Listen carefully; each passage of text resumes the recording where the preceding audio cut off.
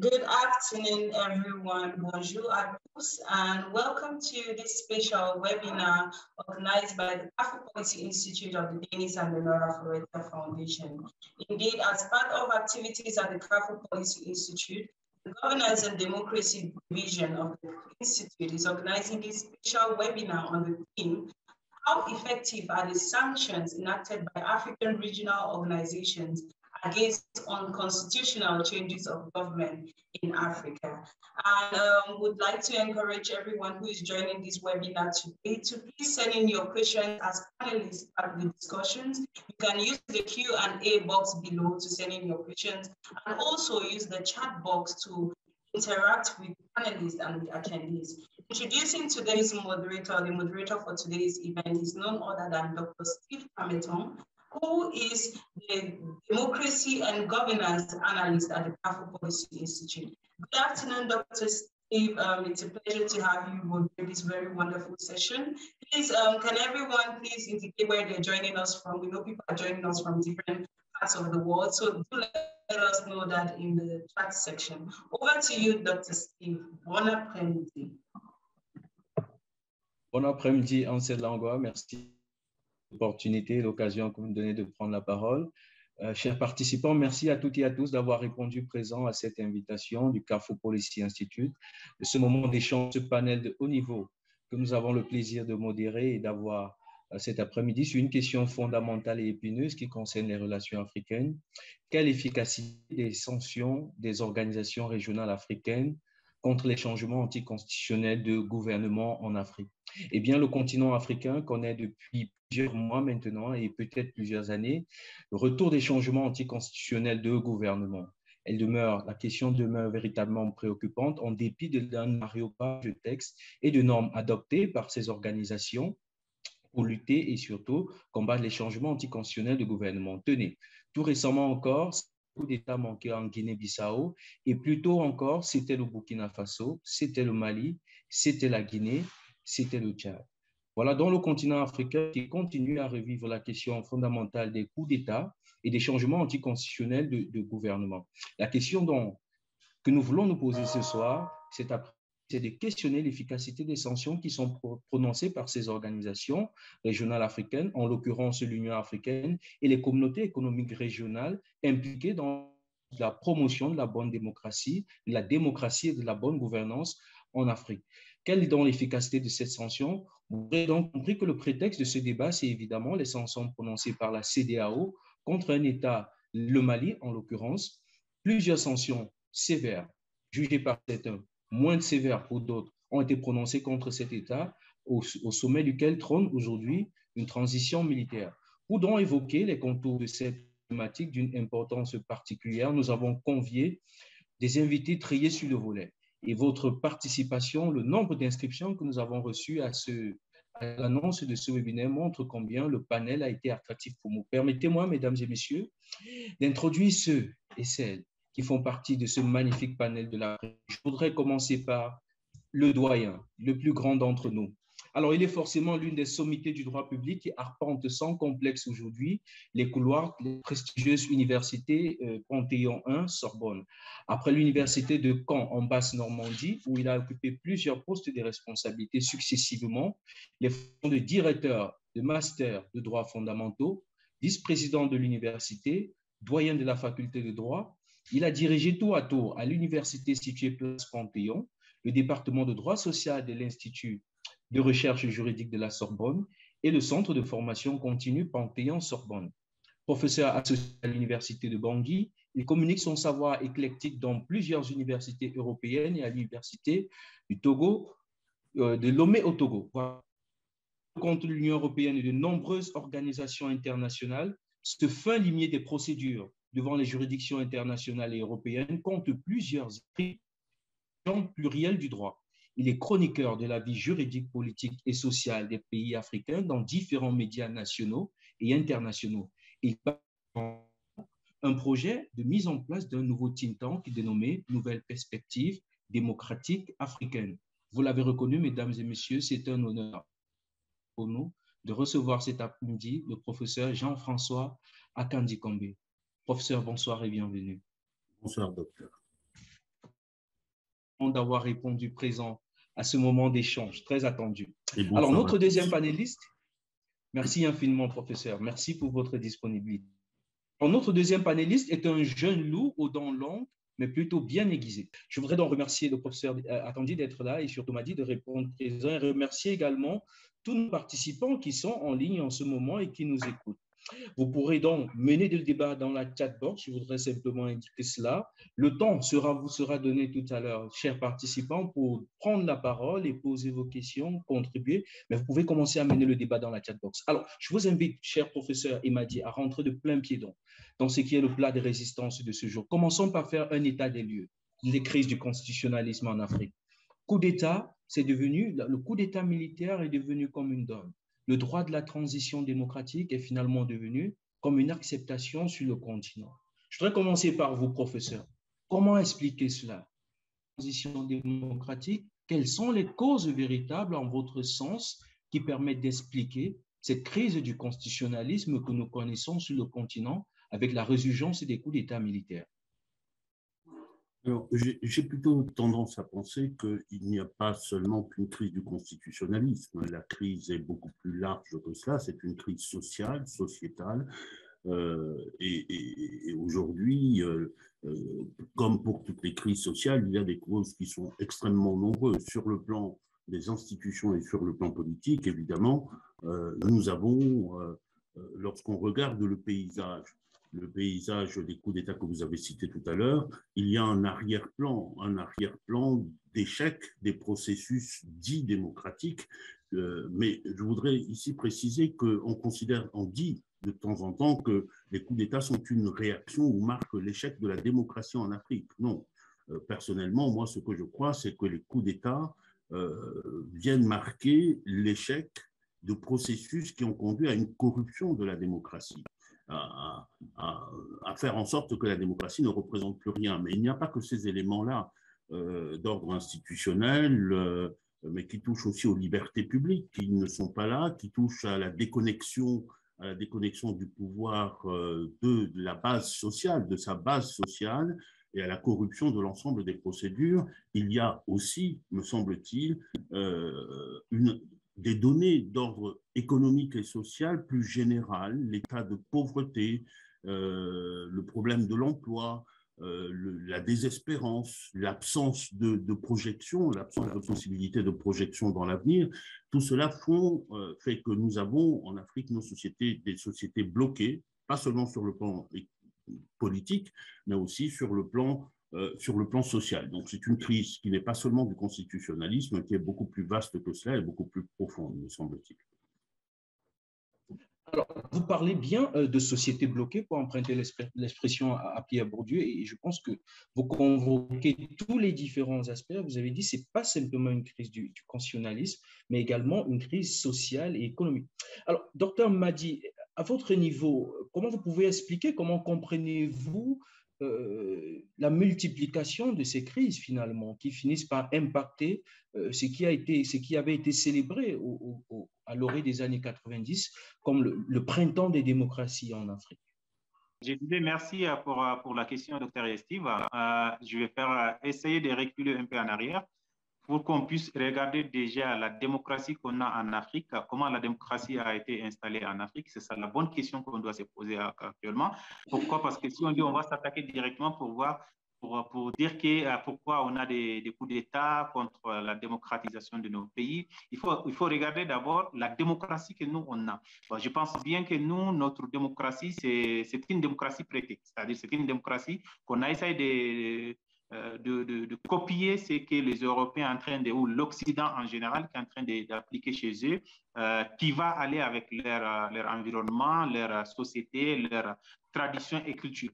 Nous, on a exactement pris la même chose sans regarder est-ce que cette démocratie qui est bien fonctionnelle au niveau de l'Occident, que ce soit en Europe ou les États-Unis, est-ce que ça peut aller avec la société africaine ou on doit regarder de quelle manière qu'on peut essayer de pratiquer cette démocratie. Malheureusement, les pays africains n'ont pas pu faire ça parce qu'ils ont pris directement la démocratie, je peux même dire entre guillemets la démocratie européenne. Pourquoi? Parce que quand on regarde même au niveau de l'Europe ou au niveau de l'Occident, on trouve que ce n'est pas la même démocratie qui est pratiquée dans tous les pays européens et des Américains. Par exemple, le cas des États-Unis est complètement différent du Canada et ainsi que le pays européen aussi. Malheureusement, le pays africain, avec l'installation de démocratie qui était, entre guillemets, imposée par l'Occident, parce que c'est l'Occident qui a dit vers le cadre des années 90, il faut appliquer la démocratie. Le pays qui n'applique pas la démocratie, il n'aura plus le soutien ni l'assistance des banques mondiales, ni le FMI, ni le pays puissant du monde à cette époque-là. Alors, les pays africains ont été obligés de prendre celle-là, d'essayer d'appliquer la démocratie européenne en Afrique, qui ne peut pas aller avec l'environnement africain. Pas seulement ça, d'une autre part aussi qu'on peut ajouter, cette démocratie, est-ce que c'est une démocratie propre africaine? C'est-à-dire, si je dis propre africaine, est-ce que c'est une démocratie qui était de A à Z gérée par nous-mêmes, les Africains? Malheureusement, pas le cas. Pourquoi? Parce que le pays comme le Mali, à titre d'exemple, qui demande l'aide, le soutien de financer l'organisation d'une élection présidentielle ou législative dans son pays, comment ces pays-là peuvent dire que voilà, je suis démocratique alors que le financement de l'élection présidentielle ou législative dans le pays, en train de financer par l'extérieur, bien sûr, c'est cet extérieur qui peut imposer ces conditions pour dire qu'il faut faire comme ça ou faire comme cela, sinon il y aura des problèmes. Je pense bien c'est ça qui a mené tous les problèmes qu'on a actuellement au niveau du continent africain, précisément, entre guillemets, l'Afrique de l'Ouest qui est en train de souffrir des coups d'État contre le régime constitutionnel actuel. Alors, professeur Akandi, je vous vois sourire parce que il me semble entendre dans le propos du docteur Madi quelque chose de fondamental. Il explique la résurgence des coups d'État militaires en Afrique, pour ne pas parler des changements anticonstitutionnels de manière générale, parce qu'on y reviendra tout à l'heure. Mais parlant précisément des coups d'État militaires, il semble indiquer que c'est parce que la démocratie a été imposée en Afrique, le mot a été lâché, imposé, et il a parlé d'une démocratie qui semble être en déphasage avec les aspirations de la démocratie africaine.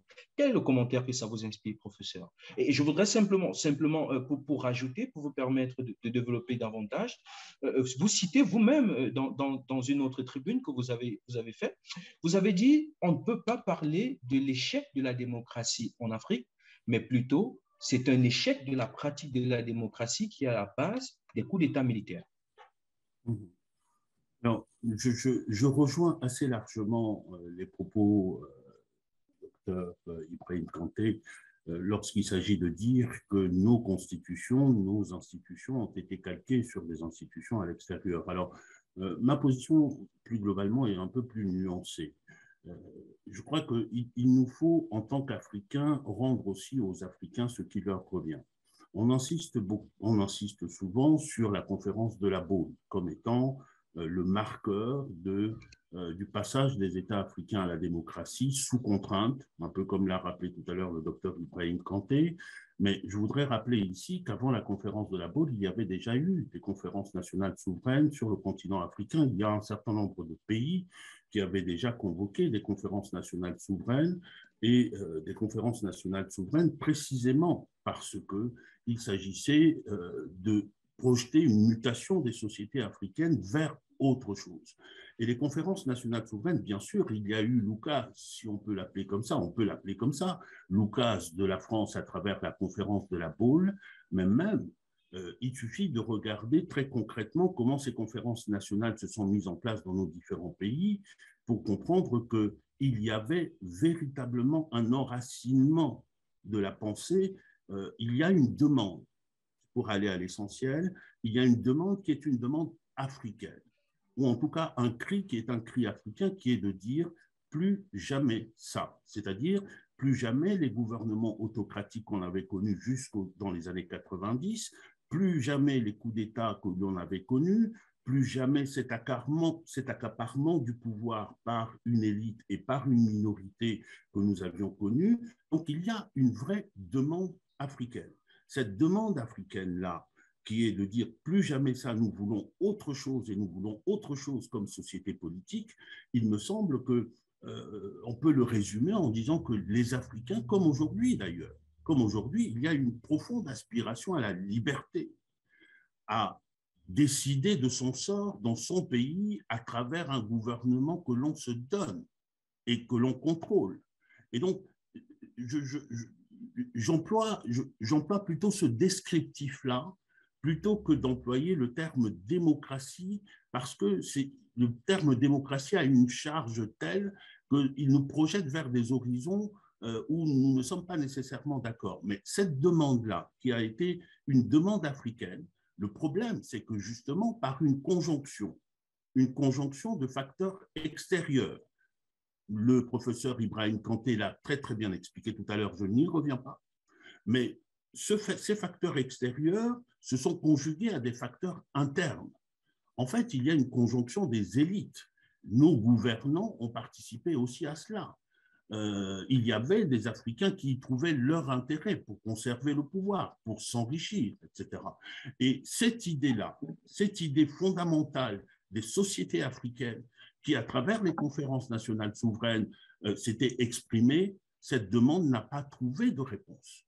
Elle a trouvé des réponses sous la forme de copies, de pâles copies de constitutions d'Occident, en plus avec, je dirais, qui me pose un problème tout à fait particulier parce que nous sommes au XXIe siècle et on constate encore que les Africains souffrent d'une sorte de syndrome du petit.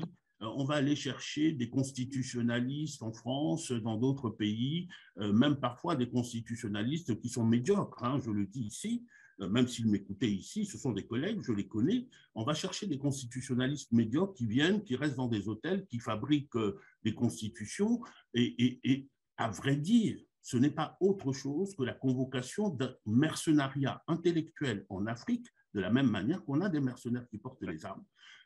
Donc, je suis d'accord sur le fond, nous sommes d'accord sur le fond, mais sur l'historique et sur, je dirais,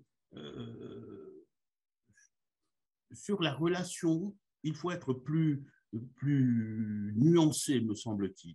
Il y a quelque chose qui est profondément ancré en Afrique, qui est une revendication de liberté, et la démocratie, pour moi, c'est la réalisation de cette revendication de liberté et d'autodétermination. Maintenant, il appartient aux Africains de tracer les voies qui permettent d'aller vers cela, vers ce qu'ils souhaitent. Et c'est ce qu'on n'a pas réussi à faire jusqu'à maintenant.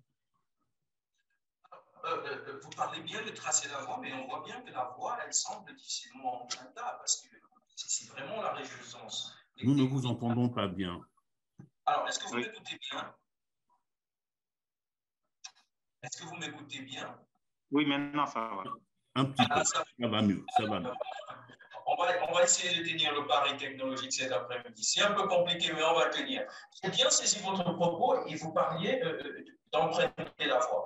Mais malheureusement, on a l'impression que le constitutionnalisme, finalement, se fait au bout du canon. La preuve, ce sont les militaires qui sont un peu partout, qui reviennent finalement. Et vous avez essayé d'expliquer ça. Alors, je voudrais demander le rôle des organisations internationales africaines dans tout ça. On va essayer de voir d'abord leur rôle avant d'arriver aux sanctions, avant d'évoquer la question, l'épineuse question des sanctions. Est-ce qu'il n'y a pas une part de responsabilité de ces organisations promotrices de la démocratie, qu'il s'agisse de l'Union africaine ou bien des communautés économiques régionales? Est-ce qu'elles n'ont pas une part de responsabilité dans ce qui arrive au continent, c'est-à-dire une impasse où finalement on a les militaires qui sont finalement à la tête de tous les pouvoirs? Donc, Mati Kanté. Oui, merci encore une fois pour la question.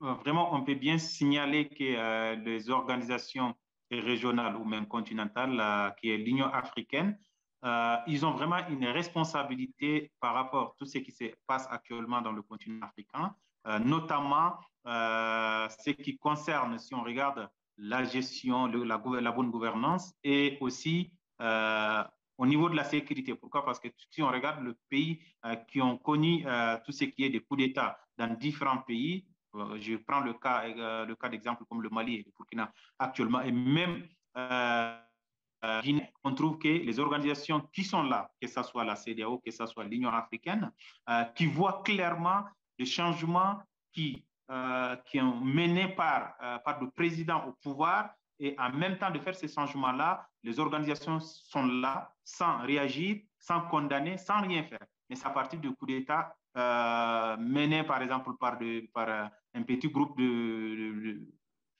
putschistes qui vont commencer maintenant à dire qu'on va condamner tel, on va condamner tel. Je prends l'exemple de la Guinée, quand Alpha Condé avait décidé clairement de changer la constitution pour avoir un troisième mandat. Je pense bien l'Union africaine existait, ainsi que la CEDEAO qui est le chef des sanctions, de mener des sanctions contre le putschisme, il était là. Alors, le cas d'Alpha Condé en Guinée, je pense bien c'était aussi un coup d'État contre la constitution guinéenne. Mais malheureusement, ces organisations, parfois, ce qu'on explique, c'est comme ce sont des organisations, parfois, pour protéger le pouvoir dans la main de leaders qui sont sur place, mais pas pour essayer d'aller à une organisation que ce soit régionale ou continentale, au niveau de la population pour regarder comment on peut protéger, comment on peut essayer de veiller sur la population locale, regarder ce que la population lambda demande et essayer de faire des changements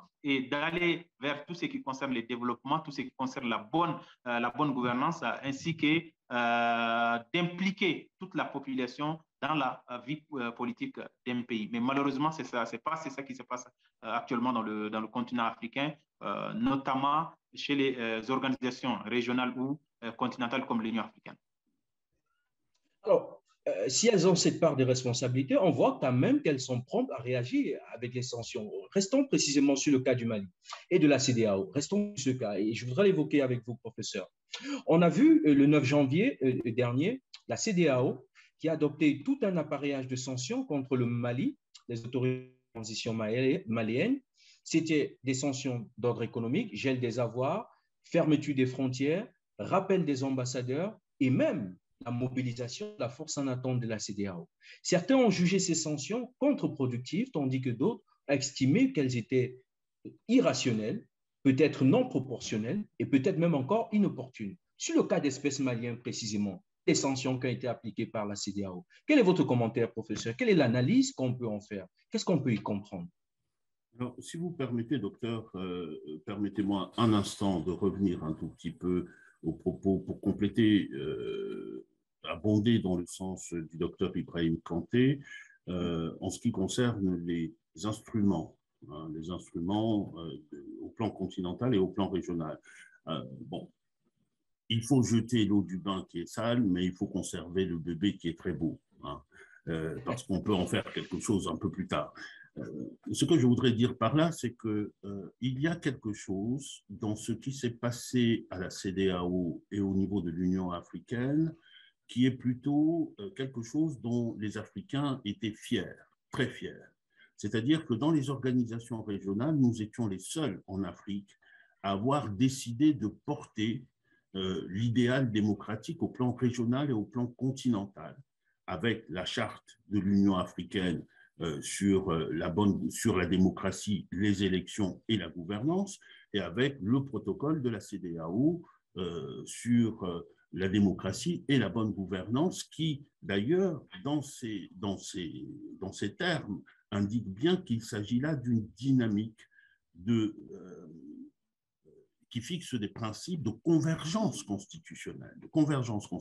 Et ceci, c'est un processus qui était plutôt un processus positif et qu'il faut même regarder pour l'avenir de manière positive. Maintenant, le problème, c'est la réalisation, bien sûr. Pour nos auditeurs, dans ces textes que je viens de citer, il y a, avant de pouvoir arriver aux sanctions, il y a d'abord la définition des changements anticonstitutionnels de gouvernement. C'est une avancée. Auparavant, nous ne voyons que les coups d'État, c'est-à-dire les coups de force qui sont provoqués par des militaires qui prennent les armes, qui prennent le pouvoir par la force. Mais le changement anticonstitutionnel de gouvernement, c'est tout autre chose. Les deux textes que j'ai cités tout à l'heure mettent dans ce panier-là différentes choses, y compris la révision inconstitutionnelle de la Constitution, ce qui s'est passé en Guinée, y compris les interventions de mercenaires, la dissidence, les rébellions armées, le refus de remettre le pouvoir et même les violations massives des droits de l'homme. Donc, la notion, c'est une notion qui est très intéressante et qu'il nous faut conserver parce que dans la lutte pour la démocratie, ces notions-là sont importantes. Et puis maintenant, en arrivant aux sanctions, en arrivant aux mesures plus exactement. Aux mesures, dans ces textes-là, il y a des mesures qui se situent en amont. Pour résumer, nous avons d'abord la surveillance des élections, parce que c'est un moment fort de la démocratie, pour assurer la transparence. Nous avons également dans ces textes-là, ensuite, je dirais, la surveillance des processus constitutionnels tels que les révisions, avant d'en arriver à la sanction contre les coups d'État. Et le problème, justement, le problème a été très, très bien expliqué par le docteur Ibrahim Kanté tout à l'heure, c'est que sur ces différents piliers, nos organisations n'y étaient pas. Nos organisations ont fonctionné un peu comme le médecin après la mort. Hein? On attend d'abord, la démocratie se corrompt, petit à petit, on pose des actes, on creuse le trou, et puis tout d'un coup, le médecin après la mort arrive, le cadavre est là, il faut l'enterrer, donc on le jette au fond du trou, on applique des sanctions. Bon, et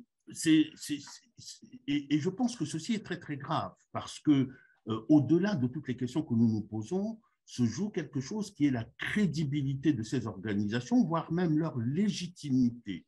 Leur légitimité, et dès lors que nous sommes sur le terrain de la démocratie et qu'on veut projeter ça au plan continental ou au plan régional, il n'y a pas de démocratie s'il n'y a pas de lien avec les peuples, avec les citoyens. Hein. Et par conséquent, cette coupure-là est préjudiciable. Et j'en arrive à votre question sur le Mali. Un certain nombre de mesures, les mesures qui ont été prises à l'encontre du Mali sont des mesures extrêmement graves. Des mesures extrêmement graves, lourdes. Je voudrais cependant ici faire observer que ce n'est pas la première fois que la CEDEAO applique des mesures de ce type. Il y a eu des cas par le passé où la CEDEAO a été encore plus loin et a procédé à des interventions militaires pour remettre au pouvoir le pouvoir qui était considéré comme légitime. Et les États de la CEDEAO, y compris le Mali, ont participé à ces opérations militaires. Donc, il faut vraiment prendre tous ces éléments-là en compte. S'agissant des sanctions contre le Mali, tombe dans un contexte où ces sanctions-là ont perdu, où les organisations d'abord ont perdu leur crédibilité avec leur réaction face à ce qui s'est passé en Guinée, face à ce qui s'est passé au Mali même, avec cette corruption, ou plus exactement, oui, on peut parler de corruption, avec la corruption endémique, et puis avec une fraude électorale. Souvenez-vous, les coups d'État sont arrivés peu de temps après les élections. Et il n'y a pas eu d'élection plus frauduleuse que ces élections-là. Et les rapports de tous les observateurs de l'Union africaine et de la CEDEAO faisaient bravo. Hein? Cela répondait au canon. Mais pendant ce temps-là, les citoyens regardent. Ils savent ce qui s'est passé. Ils voient que même la Cour constitutionnelle est capable de dire dans le droit une chose et son contraire. OK, bon, voilà. Moi, ce que je voulais juste ajouter à ce que vous avez dit, professeur, c'était concernant le cas du Mali précisément. Pourquoi? Parce que l'élection présidentielle de 2018, j'étais déjà au Mali. Et puis, tout ce qui s'est passé au niveau de cette élection, j'étais sur le terrain et je connaissais déjà. Pourquoi? Parce qu'on ne peut même pas considérer comme une élection démocratique, c'est-à-dire c'est un processus démocratique en train de se passer au Mali, mais plutôt c'était comme on va descendre, essayer de mobiliser le monde pour dire que voilà, voici, c'est lui qui doit être le président. Alors chacun va avoir sa part.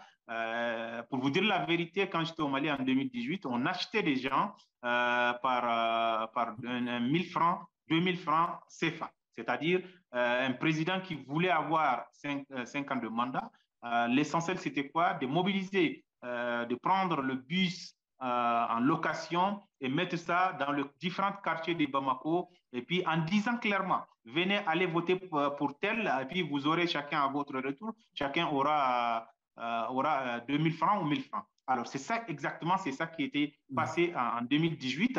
Alors, ça, c'était flagrant devant les observateurs de l'Union africaine, de la CEDEAO, qui n'ont dit rien, comme vous venez de dire, professeur, alors qui applaudissaient pour dire que voilà, c'est parfait, l'élection est bien passée, et puis tout était propre. Alors que la population malienne est en train de regarder, surtout ces temps-là, ce que le pouvoir avait essayé, c'est de s'intéresser beaucoup aux ignorants, ceux qui ne connaissent rien dans la politique, ceux qui s'en foutent de ce qui va se passer après. Alors, l'important, c'était pour eux, juste pour avoir 1000 francs pour acheter un kilo de viande pour une seule journée. Alors, je pense que c'est ça la situation qui s'est passée au Mali. Alors, si on dit on va bien parler du coup d'État, alors, avant le coup d'État du Mali, par exemple, on a vu déjà, c'est la population qui est descendue pour aller dire que non, ce qui se passe actuellement, que ce soit au niveau des élections ou que ce soit au niveau de la corruption, qui était un peu partout au niveau du pays. Je pense que c'est ça qui a mené, c'est ça qui a guidé la population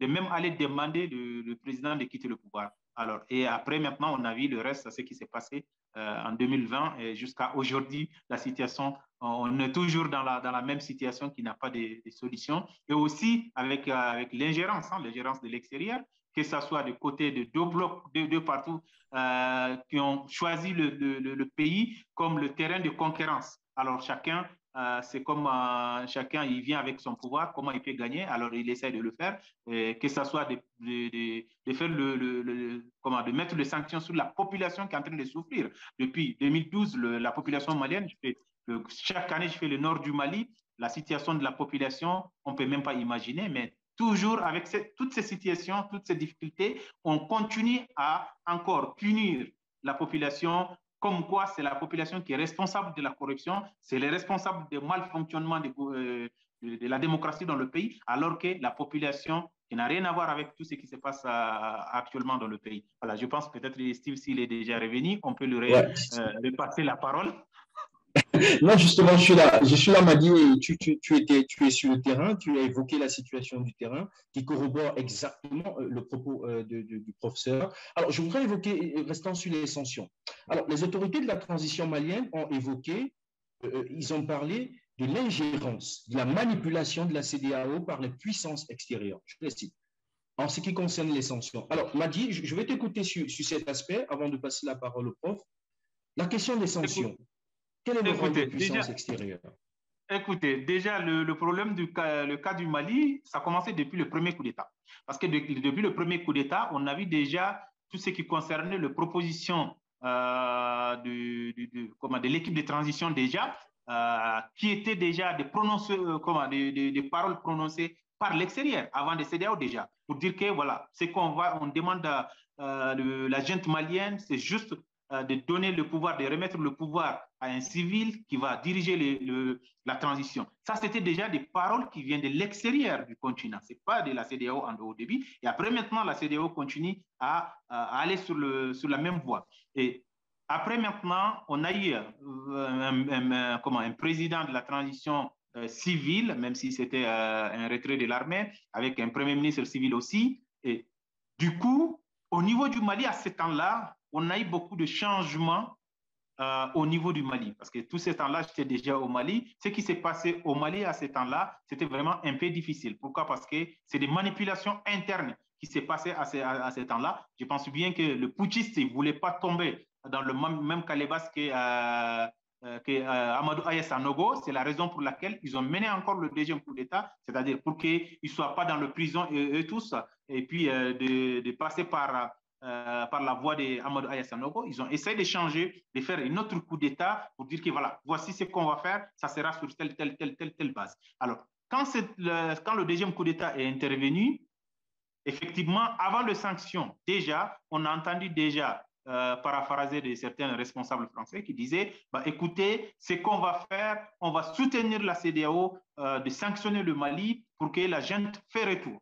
Paraphraser un peu le responsable français. Alors, après quelques jours, c'est vraiment effectivement les mêmes sanctions qui ont été proposées plus ou moins à Dakar, qui ont été adoptées par la CEDEAO. Et si on regarde aussi ces sanctions qui ne sont pas citées nulle part de traité de la CEDEAO, de sanctionner la population, une population, de leur couper leur nourriture, leur eau, tout ce qui ont comme des sources de vivres, on a essayé de couper tout ça au niveau de la population. Alors que les mêmes sanctions ont été, sanctions ont été posées comme une question comment, le président nigérien en lui demandant est-ce que vous allez sanctionner le Mali, fermer les frontières, faites celle-là, celle-là, celle-là. La réponse était exactement pour dire que non, ces sanctions ne sont pas adoptées par CEDEAO déjà, ce n'est pas dans le texte de CEDEAO qu'on va faire, mais on va continuer à faire la négociation avec l'autorité malienne pour trouver une solution par rapport à la crise qui existe actuellement au Mali, en regardant aussi que la situation du Mali est un peu différente de certaines situations en Afrique, c'est-à-dire c'est une population qui souffre déjà de terrorisme, de conflits intercommunautaires, et les gens n'arrivent même pas à faire leurs activités économiques. Par exemple, au nord du Mali, au centre du Mali, tout est arrêté, tout ce qui concerne les activités économiques et sociales. Alors, je pense bien, par rapport aux sanctions, c'est un peu compliqué. C'est ça qui a poussé, pour terminer, la population de soutenir l'autorité de transition. Même si on regarde au début, il y avait une grande partie ou une partie de Maliens qui étaient contre tout ce qui était proposé au niveau de la transition. Mais quand ils ont vu que la CEDEAO est en train de fermer toutes les portes devant la population malienne, pas le pouvoir, l'autorité malienne, mais plutôt la population malienne, alors la population malienne a commencé à se mobiliser pour dire qu'on est d'accord avec la transition, on n'est pas d'accord avec toutes les sanctions que la CEDEAO est en train d'appliquer ça sur la population malienne, parce que ce n'est pas de sanctionner le leader, mais plutôt c'est de sanctionner la population locale qui n'ont rien à voir avec la situation qui se passe dans le pays. Merci infiniment, Madi. Alors, professeur, on a vu une démonstration de puissance, on va dire ça comme ça, une réponse de la GEL contre les sanctions. La CEDEAO, on a vu toute une mobilisation de la population malienne. Est-ce qu'on peut interpréter ça comme un rejet de la population, comme une exaspération de la population malienne contre ces sanctions qui ont été prononcées par la CEDEAO parce qu'elles estiment que ces sanctions sont injustes? Quel est votre avis? Bien sûr qu'il y a cela. Il y a une réaction de la population. Je pense que la CEDEAO, j'ai commencé dans mon propos liminaire tout à l'heure par dire qu'il y avait quelque chose d'assez grave pour l'avenir qui se jouait avec cette affaire des sanctions, parce qu'ils sont prononcés, ils deviennent le moment où la défiance à l'égard des organisations est en train de se faire. Et c'est préoccupant parce que justement le sens de l'histoire africaine qui a été dessinée par les pères fondateurs des États africains et par les panafricanistes, le sens de l'histoire africaine, c'est d'aller vers l'intégration sous-régionale, puis continentale, et donc d'aller plutôt vers l'unification africaine. Or, là, on est en net recul, et vous avez raison, je n'ai pas plus à ajouter à cela. Il faut le prendre en compte naturellement. Mais pour ce qui concerne les sanctions elles-mêmes, au plan du droit, la question peut se discuter. La question peut se discuter de savoir quel type de sanctions. Est-ce que la CEDEAO ne peut prendre que des sanctions qui figurent dans son texte? Parce que dans le protocole de la CEDEAO, il y a une ouverture à la fin de l'énumération des sanctions auquel on ne fait pas attention. Et cette ouverture-là est une ouverture qui globalise. C'est une liste non limitative, si vous voulez. Et donc, la question, bon, mais cette question juridique-là, à la limite, est peu importante. Elle est peu importante, sauf que le gouvernement malien avait immédiatement indiqué qu'il allait attaquer et voulait donner une dimension juridique à la chose. Ça, c'est encore une autre question. Mais les sanctions n'ont jamais été une solution. C'est la raison pour laquelle je regrette profondément, j'avais insisté tout à l'heure, sur un certain nombre de dispositifs qui sont prévus dans le cadre de la CEDEAO et qui, de mon point de vue, sont des dispositifs beaucoup plus vertueux qui permettent de sauvegarder la démocratie pendant qu'elle est là, de la faire vivre à travers notamment des élections pour laisser les citoyens choisir leurs gouvernants. Hein, et pourquoi ne pas appliquer la sanction à ce moment-là?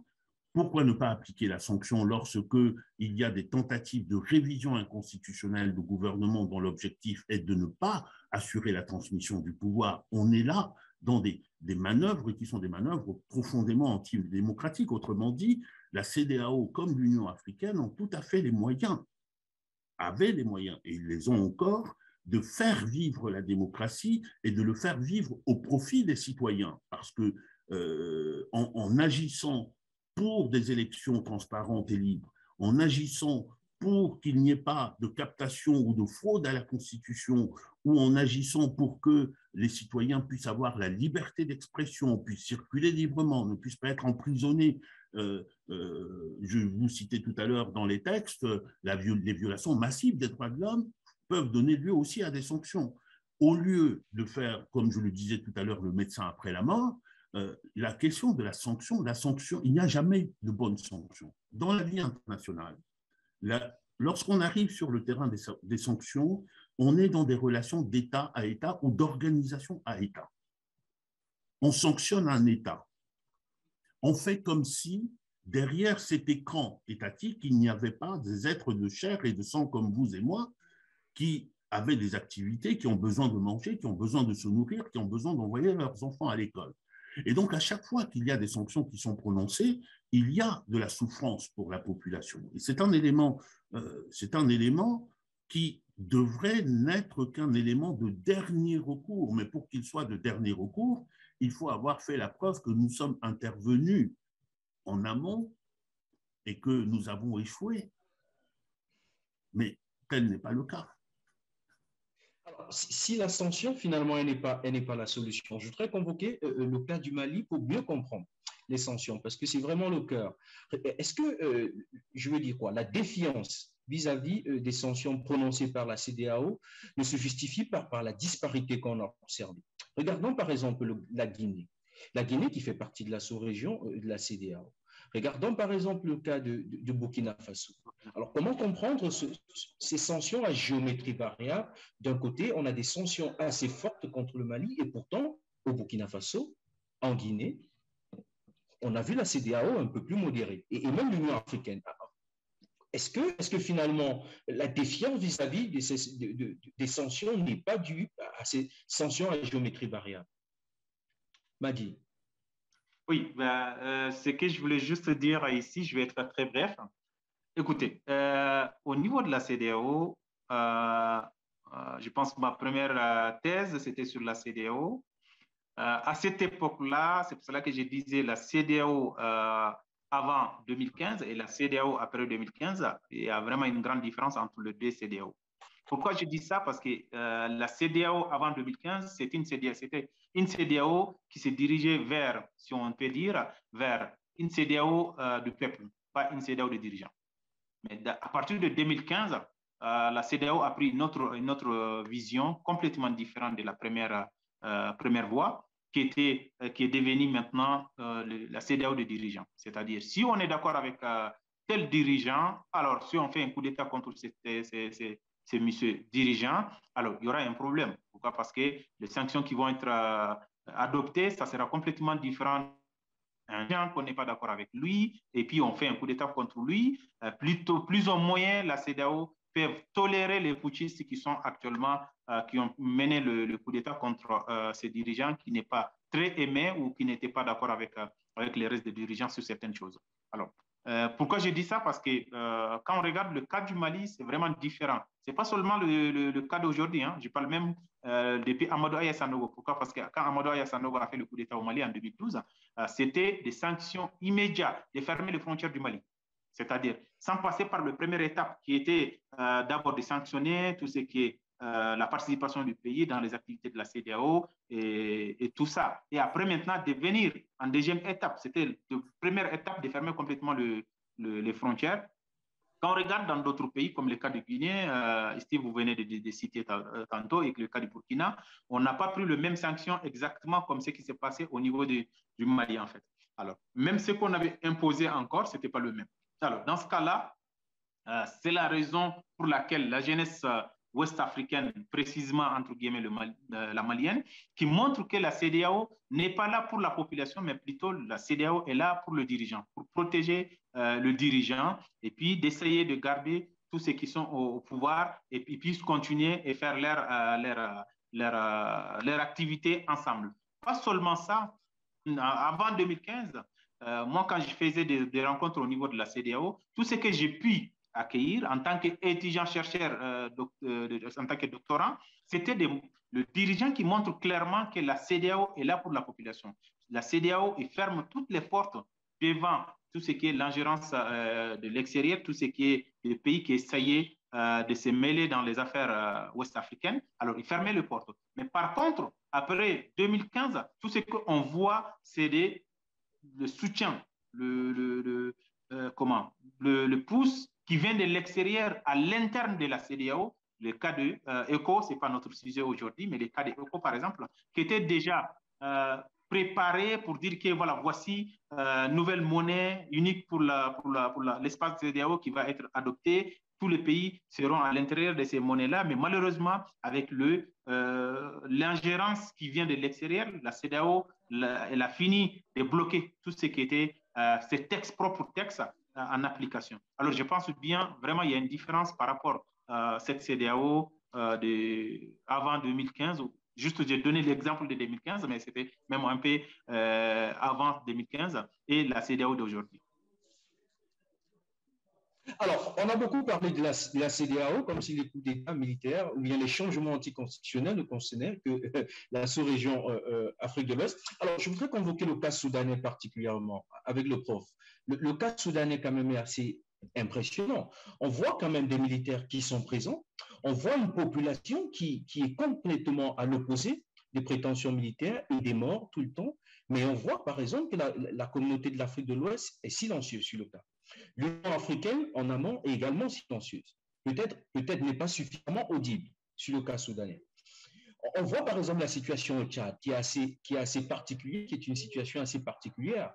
On a bien vu ce qui s'est passé, et malheureusement, la CEAC est restée finalement silencieuse. Voilà donc deux hypothèses et deux organisations sous-régionales qui ont des comportements différents. Comment comprendre le cas soudanais particulièrement et le cas tchadien? Mais dans les deux cas que vous avez cités, ce sont des États qui ne sont pas membres de la CEDEAO. Donc la CEDEAO, les textes de la CEDEAO ne vont pas s'appliquer à ces États-là. S'agissant du Soudan, si on veut prendre au niveau régional, le Soudan est membre de la Conférence internationale de la région des Grands Lacs. La Conférence internationale de la région des Grands Lacs a un petit texte qui est un protocole sur la bonne gouvernance, mais qui n'est pas un texte aussi fort que le texte de la CEDEAO, et surtout, la Conférence internationale de la région des Grands Lacs n'a pas les mécanismes que la CEDEAO a mis en place. Donc, il n'y a pas d'antécédent d'une sanction par la Conférence internationale de la région des Grands Lacs. Autrement dit, malgré ce texte-là, c'est un vide. En Afrique centrale, vous avez cité la CEAC, on pourrait même y ajouter la CEMAC, ces communautés d'Afrique centrale. Il n'y a d'ailleurs que la CEDEAO. C'est pour ça que je disais tout à l'heure qu'il ne faut pas trop hâtivement jeter le bébé avec l'eau du bain, parce que la dynamique est une dynamique intéressante. Ce qui s'est passé au sein de la CEDEAO, il me semble qu'en Afrique centrale, on aurait intérêt à emprunter les mêmes voies, mais en tirant les leçons de ce qui est en train de se passer, c'est-à-dire des carences et de ce qui est nécessaire pour que ces mesures-là et ces contrôles au niveau régional se fassent dans l'intérêt des populations et dans l'intérêt des citoyens. Mais pour aujourd'hui, on n'a rien en Afrique centrale. Donc, au plan régional, on ne peut pas. On ne peut pas reprocher aux organisations régionales de ne pas agir lorsqu'on ne leur a pas donné la compétence de le faire. Maintenant, il reste l'Union africaine. Il reste l'Union africaine. Oui. Il reste l'Union africaine. Et dans les deux cas, d'ailleurs, la réaction de l'Union africaine n'est pas exactement la même. Parce que dans les deux cas, nous avons d'abord le Soudan, il faut se souvenir, hein, le Soudan, à peu de choses près, le début du coup d'État, enfin le début du basculement du Soudan ressemble à peu de choses près au basculement au Mali. Il faut se souvenir de la révolte du pain. C'est la population qui s'est levée contre le régime de Omar el-Béchir. Et cette population, ça a débouché sur un coup d'État, un premier coup d'État, avec l'appel aux civils pour venir former un gouvernement, en tout cas un gouvernement fait de civils et de militaires, et puis ensuite les militaires se sont braqués et maintenant ont décidé de gouverner tout seuls. Or, l'Union africaine exprime de très fortes réserves à l'égard du Soudan. Aujourd'hui, le Soudan est sous pression, ce qui n'est pas le cas du Tchad. Ce qui n'est pas le cas du Tchad. Le Tchad, immédiatement, dans D'ailleurs, il y a eu une célérité qu'on ne connaît pas à l'Union africaine lorsqu'il s'est agi de l'affaire du Tchad, mais tout le monde aura compris à peu près pourquoi la question tchadienne importée à l'Union africaine. Je n'ai pas besoin de l'énoncer ici. Mais c'est tout ça, c'est plutôt, de mon point de vue, cette politique du deux poids, deux mesures sur les mêmes phénomènes qui fragilisent et qui décrédibilisent les organisations, en l'occurrence ici l'Union africaine. Donc, bon, en Afrique centrale, nous sommes loin, très très loin.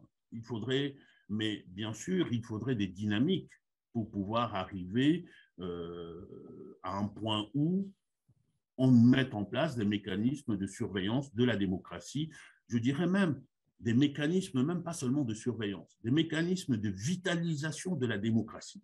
C'est ce qui est important, de vitalisation de la démocratie dans nos différents pays.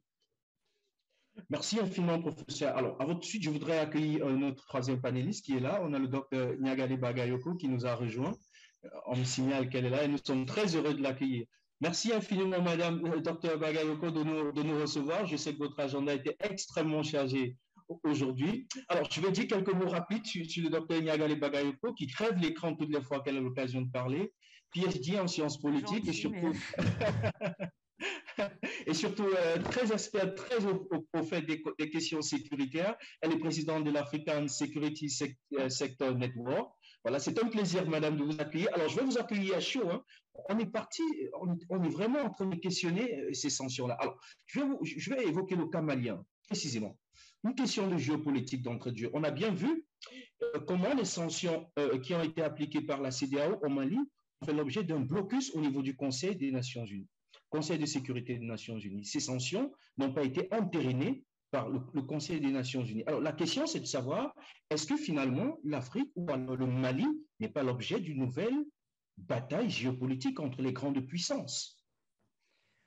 Alors, bonjour à tous. Je vous prie de bien vouloir m'excuser, mais moi, j'avais noté que les débats commençaient à 17h d'ici, c'est bien ça? Non, 16h précisément. 16h. D'accord, donc je suis absolument navrée. Donc, enfin, à 16h, on est bien d'accord? Oui. Non, à 16h de Paris? 16h GMT. GMT, d'accord. Voilà. Bon, écoutez, toutes mes excuses en tout cas, parce que j'avais tout programmé. Bon, en tout cas, je suis ravie d'être avec vous et je vous remercie infiniment pour cette invitation. La question que vous me posez, je dois dire qu'elle m'inquiète en fait.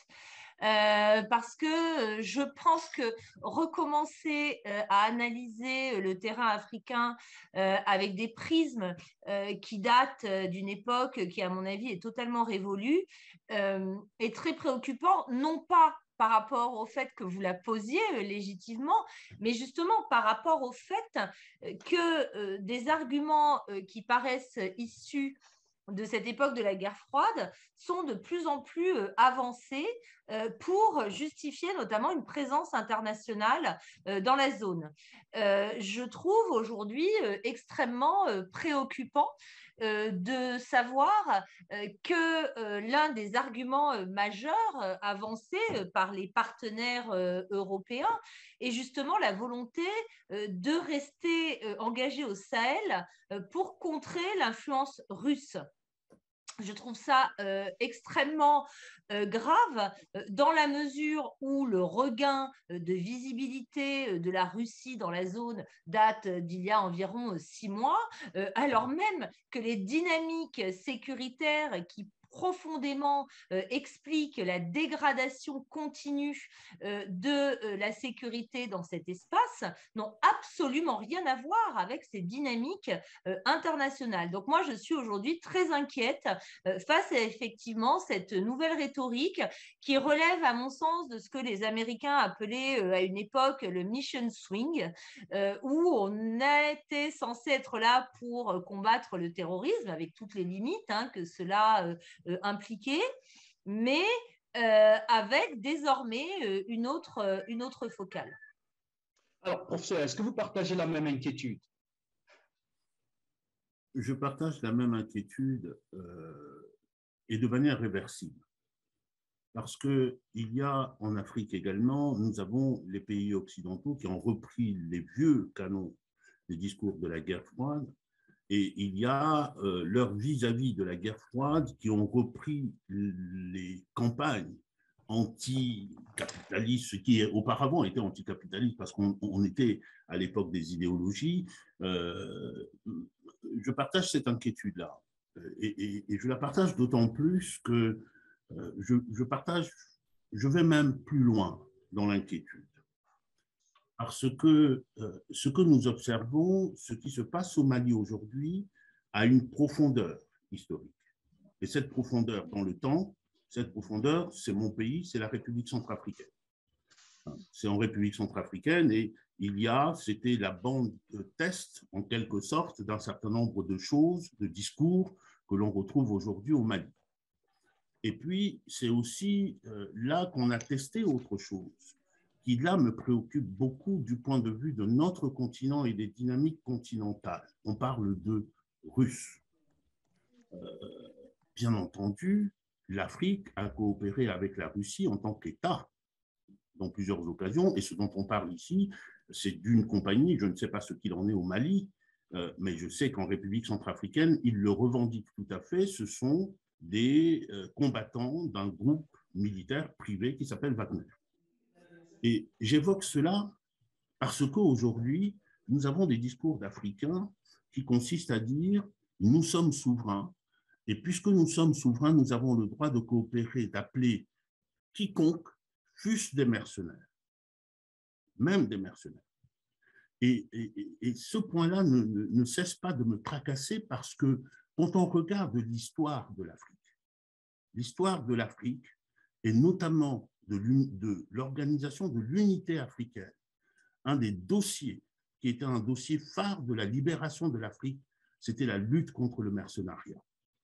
Les jeunes générations ne savent pas que dans le monde entier, la première organisation qui s'est donné une convention interdisant le mercenariat, c'était l'Organisation de l'Unité africaine. Parce que c'était conçu précisément comme une manière pour les Africains de se réapproprier leur destin face aux grandes puissances et face aux puissances extérieures. Et même la Convention internationale de 1989 a été portée par les Africains, une délégation africaine, de pays africains à la tête desquels il y avait le Nigeria. Il faut se souvenir de ce qu'ont été les années 60, 70, début 80 en Afrique, où les mercenaires avaient pignon sur rue. Et donc, cette bataille-là, on dirait qu'aujourd'hui, on est en train de jeter ces acquis-là avec ce qui est en train de se passer, avec la renaissance de cette bataille des puissances sur le continent africain. Ça, je le regarde avec beaucoup d'inquiétude. Beaucoup d'inquiétude. Merci, professeur. Alors, Madi, pardon. Allez-y, Niagalé. Non, pardon, je ne veux pas interrompre. Allez-y, Madi. Non, allez-y. D'accord. Non, merci infiniment, professeur Combé, pour cette intervention. Je pense qu'en effet, ce qui se passe en République centrafricaine est bien entendu un laboratoire et votre témoignage est extrêmement important. Et si je peux puis me permettre de vous poser une question en retour, parce que je pense qu'elle est vraiment très, très importante.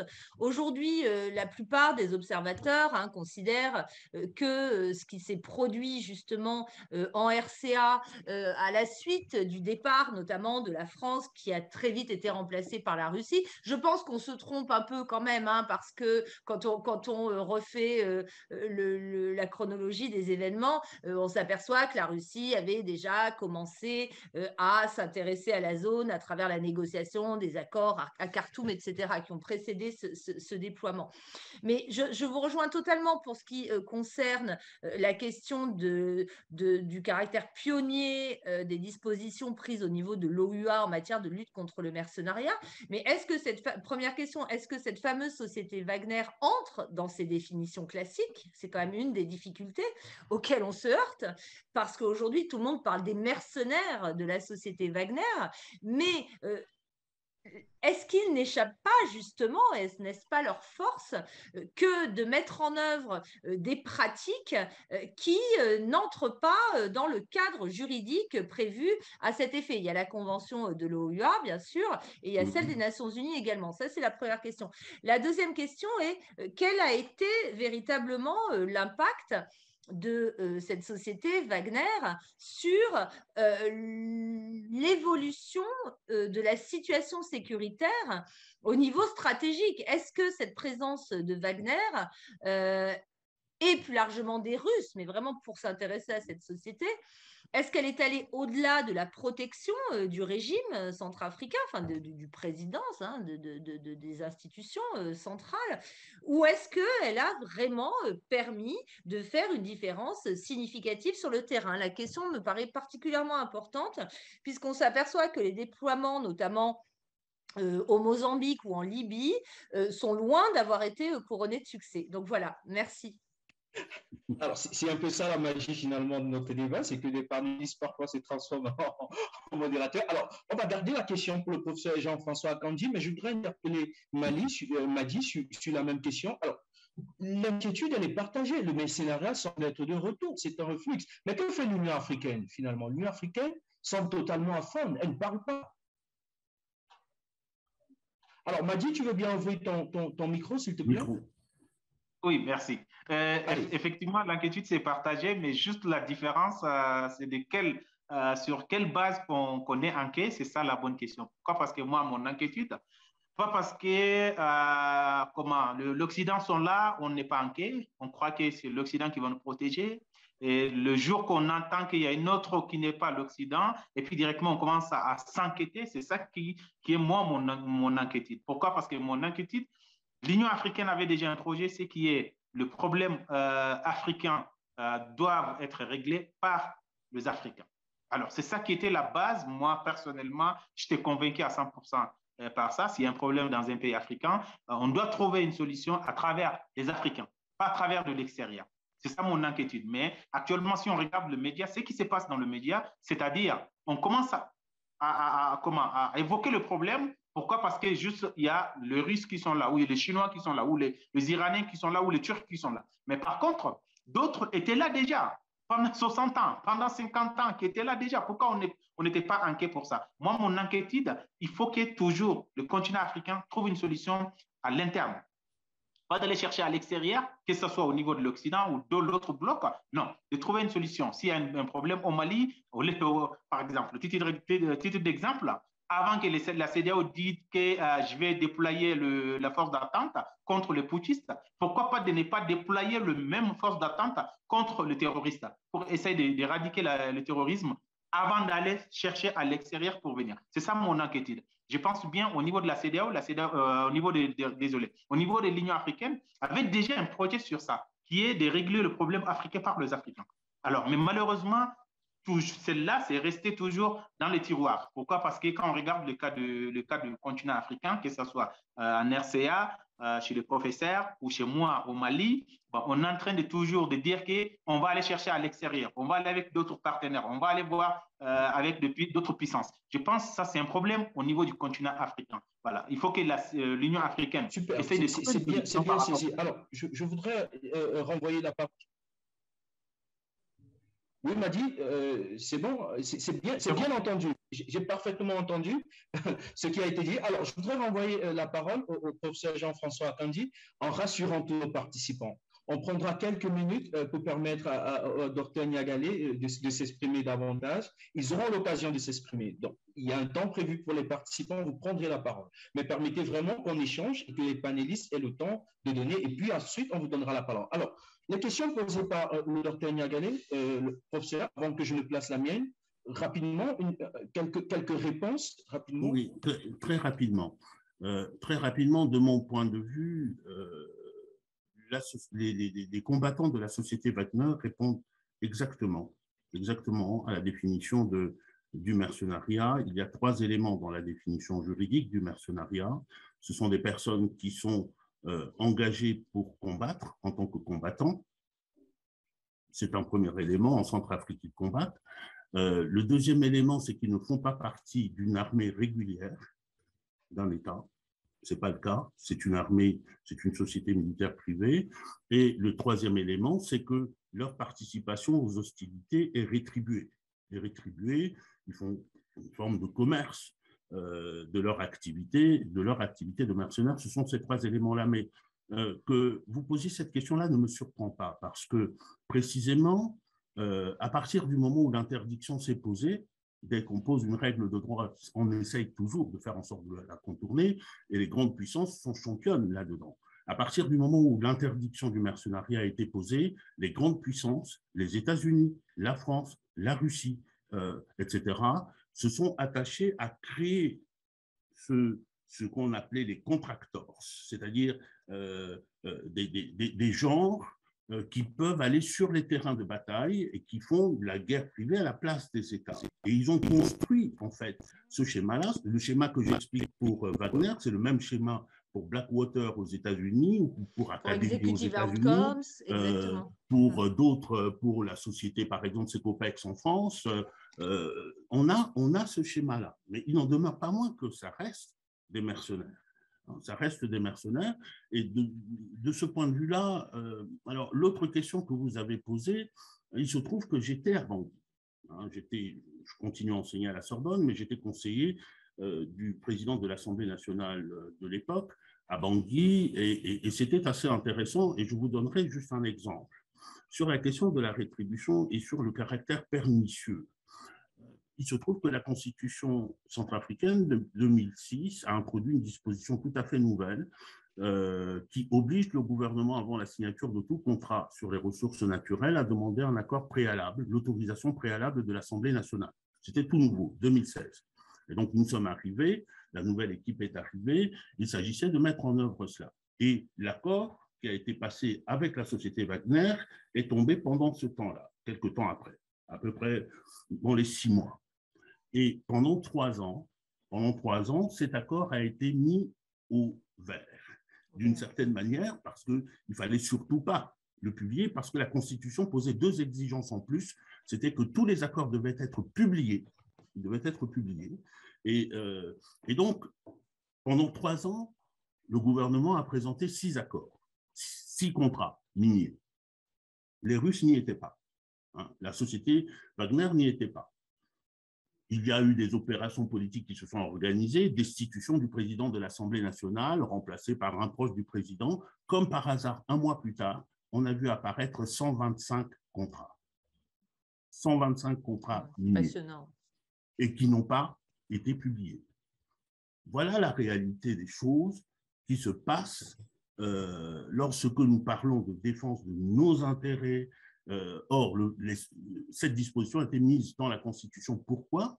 Parce qu'il y a eu ce qu'on a appelé le Forum de Bangui, qui est une sorte de conférence nationale souveraine, qui s'était réunie avec des représentants de toutes les provinces qui avaient dit « nous ne voulons plus ». D'ailleurs, l'ambassadeur de France avait été apostrophé de façon extrêmement violente lors de ce forum. « Nous ne voulons plus qu'on exploite des choses sous nos pieds et que nos enfants ne s'habillent pas, n'aillent pas à l'école, ne fassent pas. Donc, nous voulons que on mette dans notre Constitution là, que ces ressources sont à nous et que ceux qui vont les gérer, il faut qu'ils les gèrent de manière transparente. » D'accord.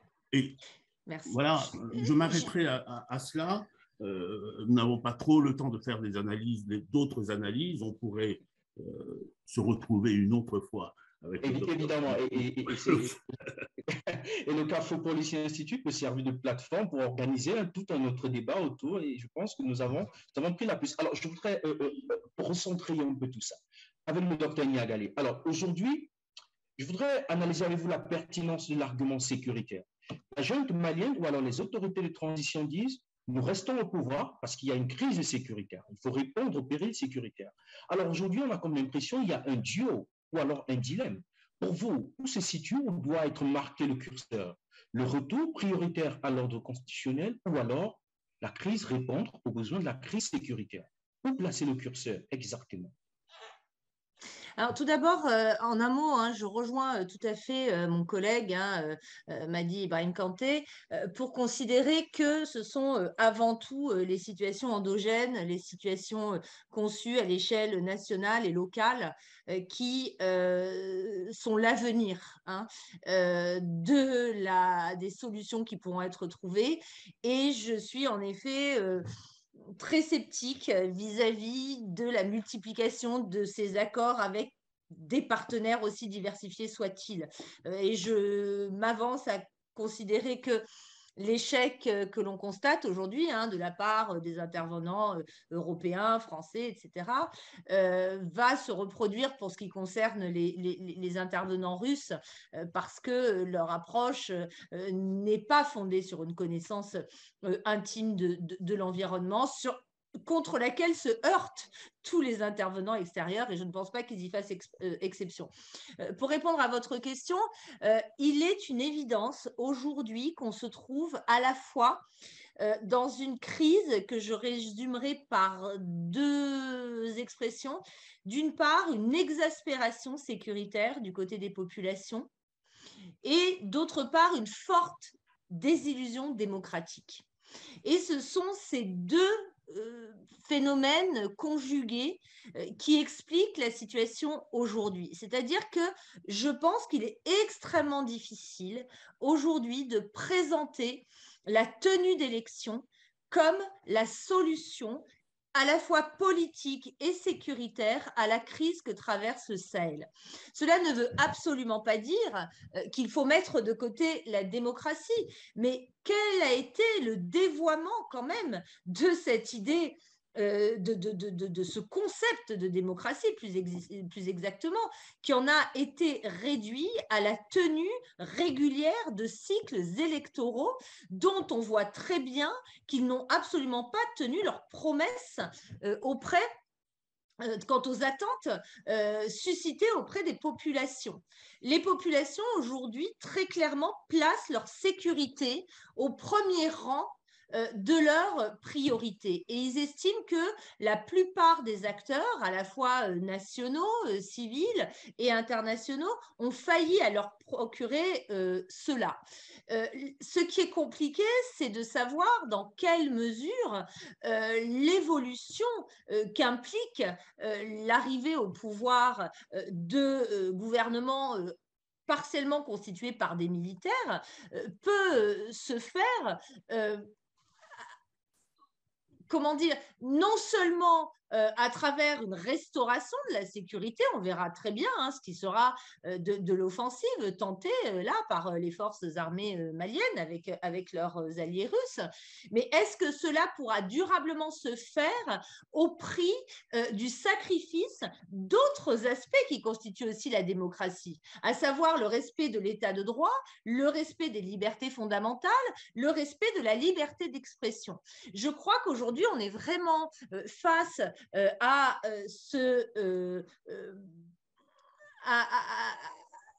cette situation, à la croisée des chemins, selon moi, qui va déterminer si des autorités non désignées selon des procédures démocratiques peuvent arriver à modifier la situation sécuritaire. Si elles n'y arrivaient pas, et si le contrôle social établi n'était pas suffisant, elle pourrait elle aussi être balayée extrêmement rapidement.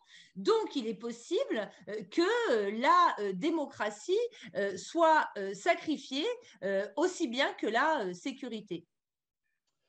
On comprend bien que c'est un véritable dilemme et je peux comprendre la peine qu'on a vraiment à mettre le curseur. On comprend bien parfaitement. Alors, je voudrais regarder dans la chat box pour donner un peu la parole à nos participants parce que le débat aussi se fait de ce côté-là. Alors, il y a M. Amadou Seou qui nous dit c'est assez radical d'accuser la démocratie ou de parler de l'échec de la démocratie. Les pays qui ont connu ces coups d'État militaires ont une habitude de régime militaire, qu'il s'agisse du Mali, du Burkina, de la Guinée, Conakry ou du Tchad, c'est pratiquement des situations similaires.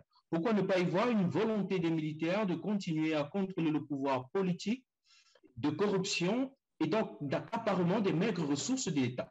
Allez, c'est une question qu'il se pose de ces manières, il se dit finalement, les militaires, ils sont animés par l'appât du gain et la quête du pouvoir. Alors, il y a un autre, M. Amadou Séou, toujours, qui nous dit l'armée malienne est incapable de lutter contre le terrorisme, de garantir l'intégrité du pays ou sa sécurité. C'est juste une armée de coup d'État, une armée devenue une menace pour la stabilité politique du pays et sa sécurité. Une armée gangrénée par la corruption et ses collusions avec les groupes criminels. Oh là, là, il y a un peu de passion. Hein. On sent que vraiment, il y va sans mesure. Alors, on va regarder encore.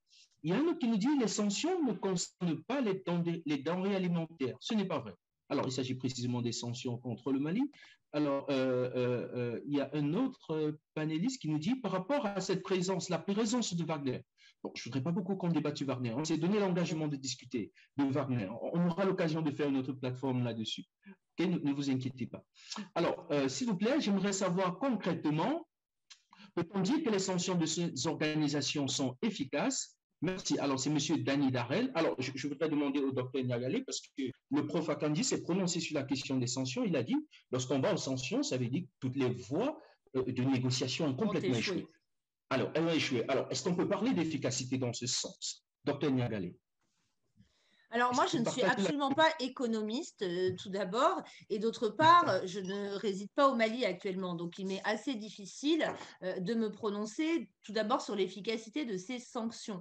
Je pense que Madi Ibrahim Kanté est mieux placé que moi, mais l'impression, moi je ne suis plus venue au Mali depuis le mois de décembre, donc avant le vote des sanctions, et mon impression et que finalement leur impact, qui pourra se faire sentir au fil du temps de manière plus violente, est aussi en partie contourné par l'informalité aussi qui concerne, qui caractérise un certain nombre de flux d'échanges au sein de la sous-région. Donc ça, c'est déjà une première question qui se pose quant à l'efficacité des cadres institutionnels. Moi, je pense que ce qui caractérise fondamentalement l'environnement sahélien, africain plus largement, et ce que j'appelle avec mes collègues l'hybridité, c'est-à-dire l'imbrication entre dynamique formelle et informelle, et je pense que les sanctions, justement, ne sont absolument pas exemptées dans leur application du caractère entremêlé de ces dynamiques.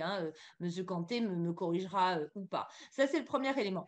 Pour ce qui est de la question de savoir si le vote de sanctions signifie l'épuisement de toutes les autres voies de recours et de négociation, oui, bien sûr, dans une certaine mesure, mais c'est surtout qu'elle contribue à délégitimer une organisation qui était en quête d'une réaffirmation. C'est-à-dire qu'on s'aperçoit que la violence supposée de ces sanctions a priori vis-à-vis des populations elles-mêmes et non pas de l'État en tant que tel, même si l'État, bien entendu, est affecté aussi dans son fonctionnement, mais le caractère très général dans leurs effets de ces sanctions a contribué, à mon avis, à creuser encore davantage le fossé qui s'est creusé entre la CEDEAO, dans une moindre mesure l'Union africaine, puisqu'elle est moins visible, moins présente sur le terrain, mais ça a contribué effectivement à aggraver ce gouffre de plus en plus béant parce que, à mon avis, la CEDEAO s'est caractérisée par le deux poids, deux mesures. J'entendais que le professeur Akandé en parlait quand j'ai pris le séminaire en cours. On s'aperçoit que la façon dont des sanctions sont appliquées seulement à quelques aspects du protocole pour la démocratie et la bonne gouvernance de 2001, à savoir les coups d'État militaires, alors que les manipulations constitutionnelles qui ont permis la prolongation de l'exercice du pouvoir d'un certain nombre de leaders civils a vraiment créé une très grande incompréhension vis-à-vis des populations de la CEDEAO qui, il faut le rappeler, sont censées être au cœur des politiques de l'organisation. L'agenda de la CEDEAO est officiellement ce qu'on appelle la vision 2020, qui a été adoptée dès 2007, donc il y a 15 ans maintenant, dont l'objectif était de passer d'une CDEAO des États à une CDEAO des peuples. Donc, quand on voit d'un côté une organisation qui ne se mobilise que pour sanctionner certaines prises illégales de pouvoir et pas d'autres, et d'autre part une organisation qui adopte des sanctions extrêmement sévères qui vont contrevenir à la sécurité et au bien-être des populations elles-mêmes, on se trouve effectivement face à une organisation qui se trouve à la fois décrédibilisée et délégitimée. Voilà. OK. Alors, peut-être m'a dit, le docteur Niagalé t'a interpellé en très peu de mots. Tu vas confirmer ou pas la situation au Mali parce qu'elle dit qu'elle a quitté le Mali. Écoutez. Toute personne qui vont dire que les sanctions sont contre le leader du Mali, ils se sont trompés. Actuellement, de A à Z, tout ce qui est des sanctions contre le Mali, c'est contre. Je ne dis même pas contre le Mali, hein. Je dis, entre guillemets, c'est contre la population malienne. Pourquoi? Parce que si on dit que le Malien n'arrive pas à trouver à manger, ils vont mourir, ce n'est pas Assimi Goïta, le président Assimi Goïta, qui va mourir en premier. Plutôt, il serait le dernier qui va mourir.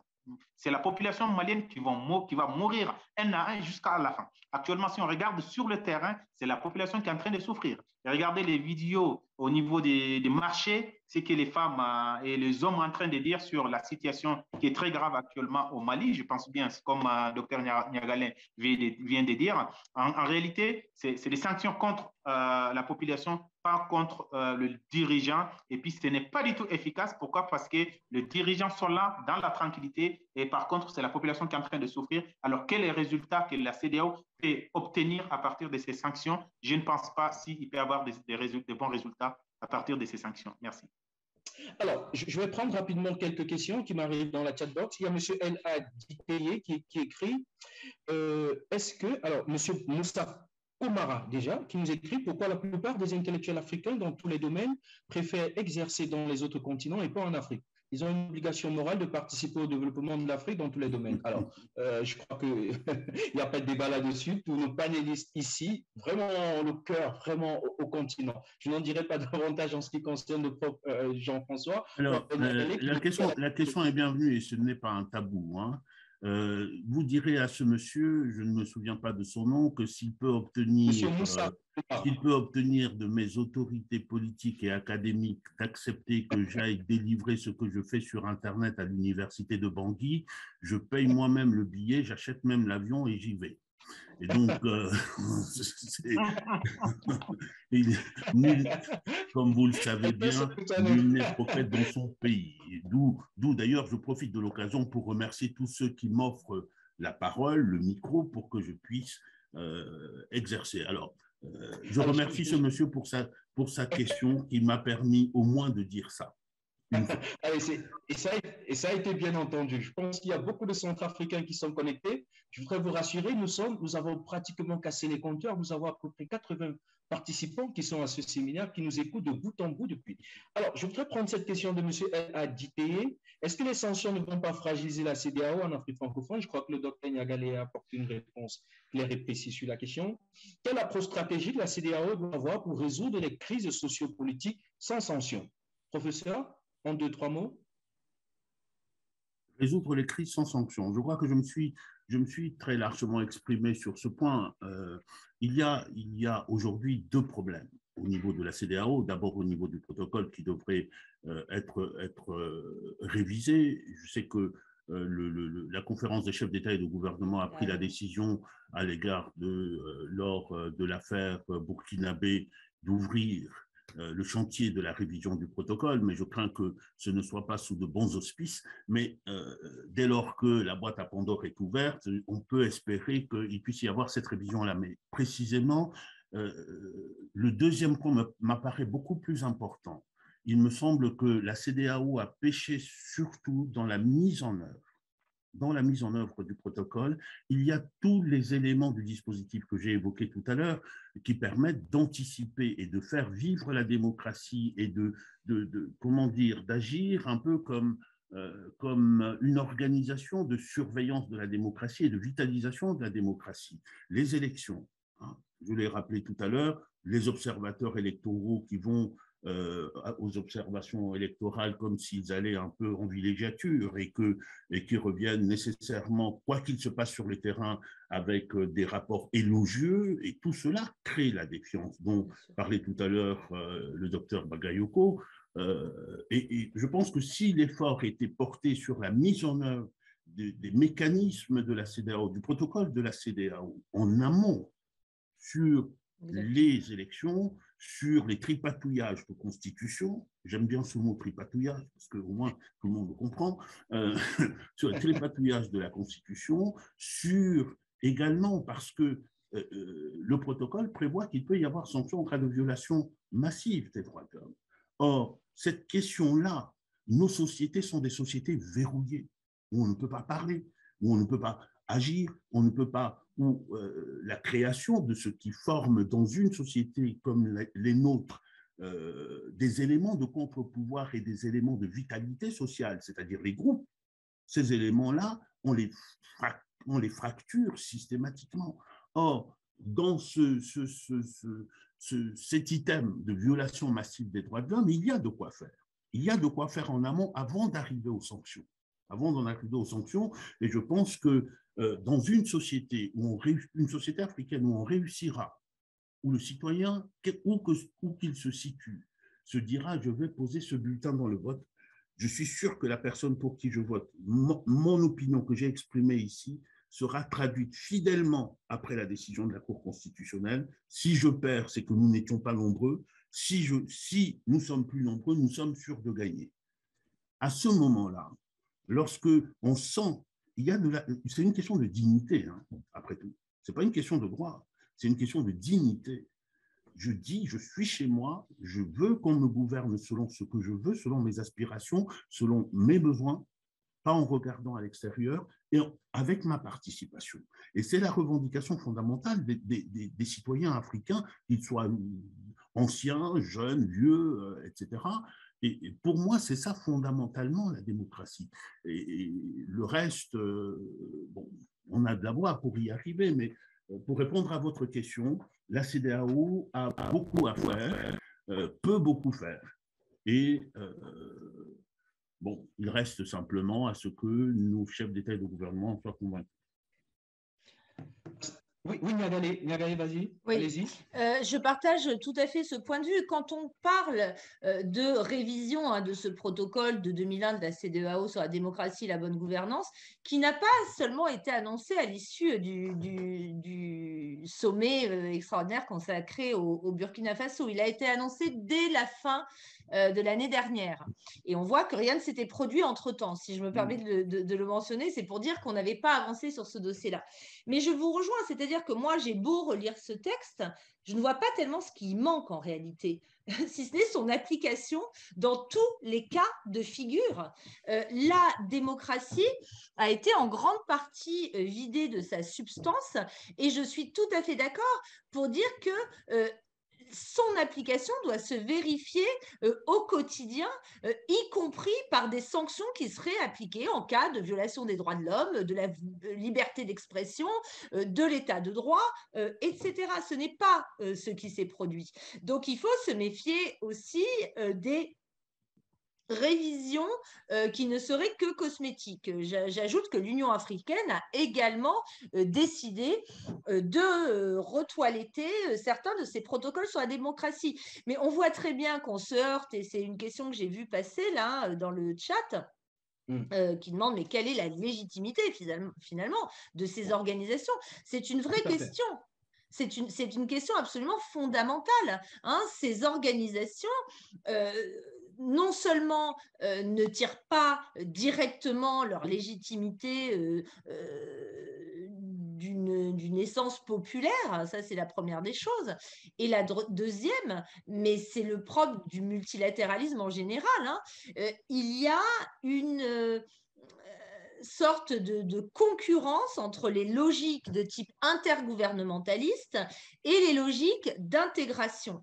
On a constaté au cours des années 90 et 2000 que la CEDEAO, justement, avait réussi à s'émanciper d'un certain nombre de logiques intergouvernementales, ou en tout cas que les logiques intergouvernementales converger avec les logiques d'intégration, sans doute parce qu'on était aussi dans une phase à la fois avec un très fort leadership, notamment des pays anglophones, à commencer par le Nigeria, mais aussi avec un mouvement de démocratisation dans la sous-région. Là, on voit qu'il y a des connexions entre la logique intergouvernementale, qui reste quand même extrêmement conservatrice et encore une fois très arbitraire dans l'application des principes, et d'autre part la logique d'intégration. Ça, c'est vraiment une grande difficulté à laquelle on se heurte, à mon avis.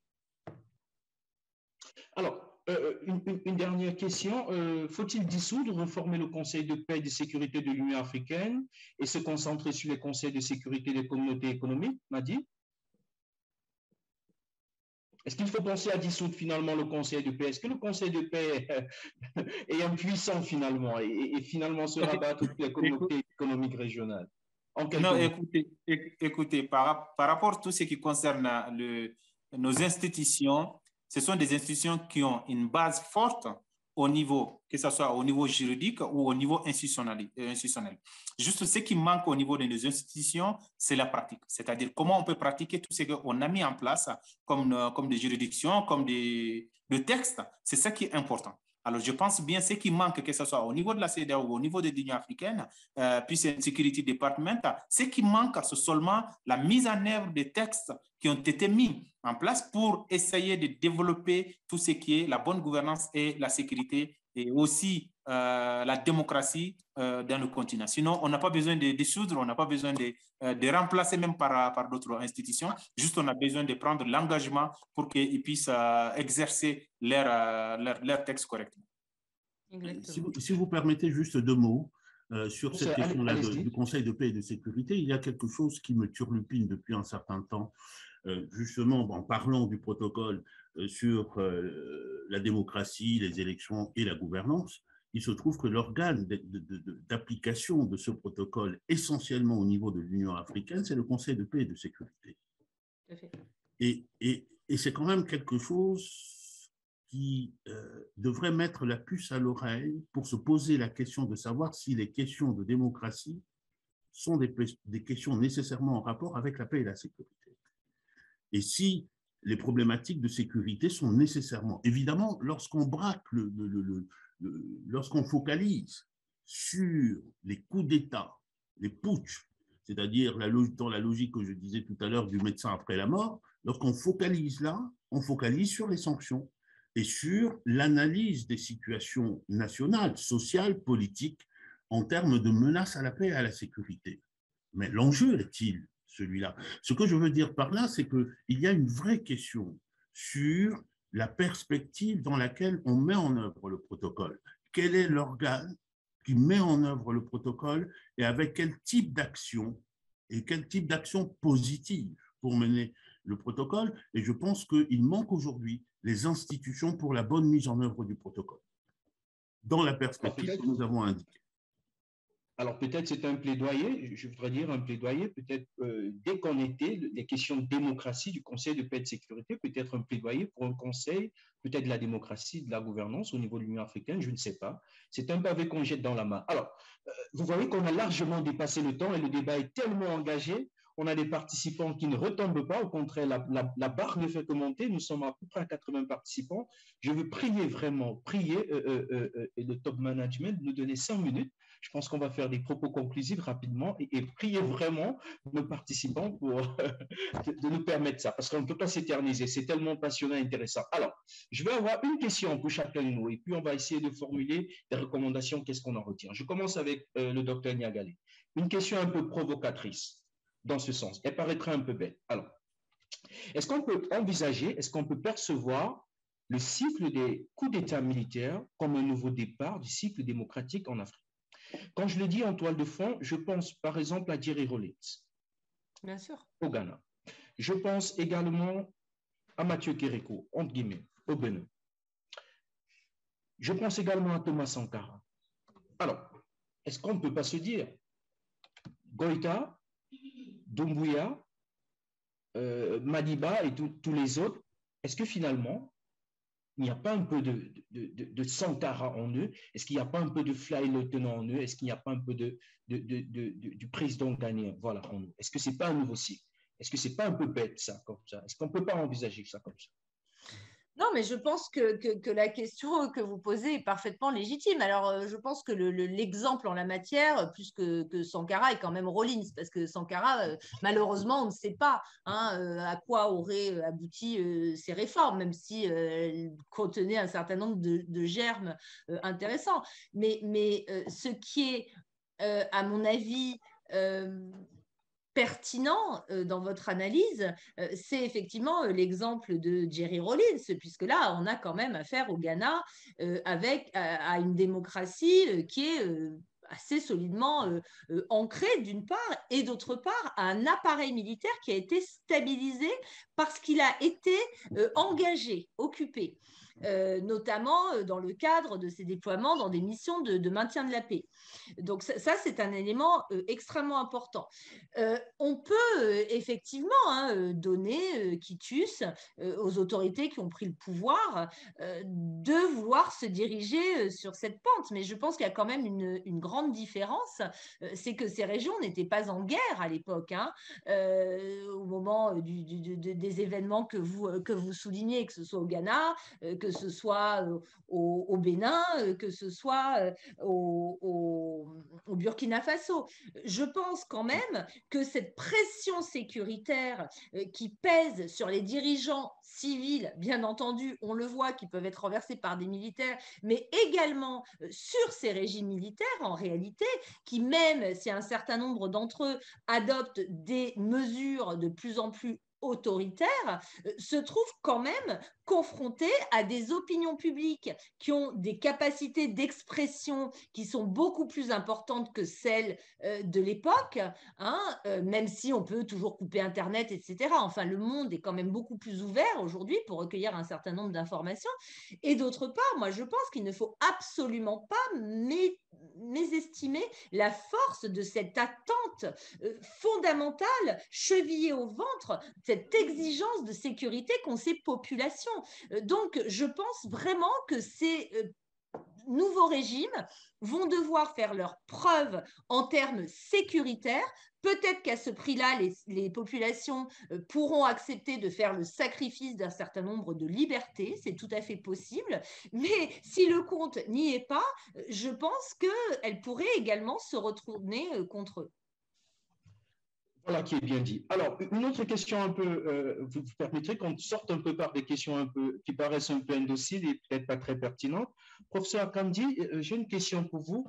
Je me méfie quand vous commencez comme cela en disant que des questions pas pertinentes et indociles. Non, au contraire, c'est très pertinent. Je vous écoute avec attention. Je voudrais vous poser une question qui me taraude l'esprit. Est-ce que, en tant que constitutionnaliste, est-ce qu'il n'est pas temps, à un moment, de penser du droit constitutionnel et transition démocratique en Afrique, au moment où on voit comme se greffer un certain droit international des transitions démocratiques, consistant à condamner d'abord les coups d'État, ensuite rentrer dans la procédure de dialogue et enfin légitimer les autorités plus ou moins de la transition. Alors, est-ce qu'il ne faudrait pas donc intégrer ce paramètre de la crise du constitutionnalisme en constitutionnalisant les transitions démocratiques ou bien les transitions militaires en Afrique? Vous êtes en train d'ouvrir un chantier qui est dangereux parce qu'il peut nous mener encore pendant 3 heures. Mais très stimulant quand même, intellectuellement, franchement, c'est rare d'avoir extrêmement stimulant, ouais. Mais je veux me limiter à une réponse extrêmement brève. Pour moi, la Constitution n'est pas là pour consacrer des faits accomplis. Elle est là pour consacrer des volontés, pour donner une portée à des volontés et, si possible, à la volonté du plus grand nombre. Les transitions sont de l'ordre du fait, les coups d'État sont de l'ordre du fait. Il faudra encore interroger les Africains pour savoir si leur volonté, c'est de porter et de pérenniser des coups d'État et des transitions. Et d'ailleurs, ceux qui mettent en place les transitions ne s'y trompent pas. C'est bien pour cela que même quand ils décident de durer 5 ans, ils appellent cela transition pour nous donner l'illusion du provisoire. Donc, on a sur votre question, personnellement, je ne crois pas. Je sais que la question, le pavé a été jeté dans la mare par un collègue ces derniers temps et on ne discute plus que de cela, d'inscrire, de constitutionnaliser la transition. Ce soir, nous allons nous retrouver pour discuter à une autre table ronde sur les cours constitutionnels face au coup d'État à partir des décisions de la Cour constitutionnelle du Burkina et du Mali. C'est un peu dans la continuité de ce que vous êtes en train de dire, mais puisque vous avez osé sortir le sujet, vous n'avez qu'une obligation de résultat, c'est de nous reconvoquer une autre fois sur la même question. Ouais. Voilà qui est bien dit. Alors, Madi, une dernière question pour toi. Alors, il y a quelqu'un qui se demande dans la chat box comment le Mali, comment la population malienne, elle vive. Il a appris que malgré l'embargo et le blocus des frontières, les Maliens continuent à être desservis par la Mauritanie. Alors, il se pose la question, est-ce que la Mauritanie ne risque pas quelques sanctions que ce soit? Alors, dites-nous un peu, comment vivent les Maliens au quotidien? On veut comprendre. Oui, écoutez, tout ce qui concerne la Mauritanie et la Guinée, je pense que ce sont des pays souverains, alors qui décident ce qu'ils veulent pour collaborer, que ce soit avec le Mali ou avec d'autres pays. Il n'y a aucun pays qui peut les empêcher. Notamment le cas de la Mauritanie, qui ne fait pas partie des membres de la CEDEAO déjà. Je ne vois pas, il peut être sanctionné par quel pays ou par quelle organisation en collaborant avec le Mali dans le cadre de relations bilatérales. Le cas de la Guinée, je pense bien la Guinée, c'est dans le même panier du Mali, c'est-à-dire il est actuellement sanctionné par la CEDEAO aussi, comme le cas du Mali. Voilà. Les deux pays qui se trouvent dans le même bateau, je pense qu'ils peuvent collaborer ensemble pour trouver une certaine situation. Alors, le Mali, ce que le Mali est en train de faire actuellement, c'est de diriger vers la Mauritanie et puis vers la Guinée pour essayer de trouver une petite porte, je dis bien, hein, une petite porte de sortie. Pourquoi? Parce que déjà, c'était le Sénégal qui était la base pour le Mali et ainsi que la Côte d'Ivoire. Alors, si ces portes-là sont fermées, je pense que c'est bien que la population malienne se dirige vers une autre sortie qui est la Guinée, même si on a un peu de difficulté avec la Guinée, et ainsi que la Mauritanie, la route de quitter la Nouakchott vers Bamako, qu'on peut compter plus de 1000 km qui peut aller, j'ai passé par cette route-là, qui peut aller jusqu'à 1600 km. La route de Guinée qui n'est pas praticable, qui a une difficulté pour venir à Bamako et puis en quittant Bamako aussi pour aller dans d'autres régions, par exemple la région des Cailles qui fait 600 km à Bamako, c'est-à-dire c'est vraiment une difficulté qu'on a essayé de fermer le Mali, mais la population quand même essaye de faire avec, comme certains des commentaires quand j'ai qui posait des questions à la population qui disait que voilà, nous, on dépensait 2000. Bon, maintenant, au lieu de 2000, c'est qu'on achetait le 2000 avec, on a besoin de 3000. Bon, maintenant, on essaye d'acheter le moyen, essayer de vivre avec le moyen jusqu'à la situation va être résolue, que ce soit par la CEDEAO ou par l'Union africaine ou par des intermédiaires africains et la jeunesse africaine qui est en train de soutenir la population malienne.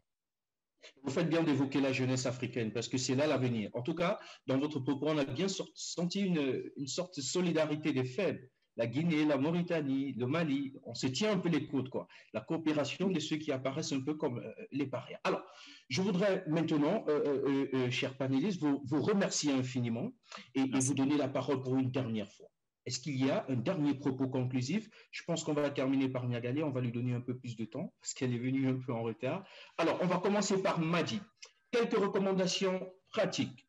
Comment on sort du coup d'État en Afrique? Qu'est-ce qu'on dit par rapport aux sanctions? Qu'est-ce qu'on en retient au final?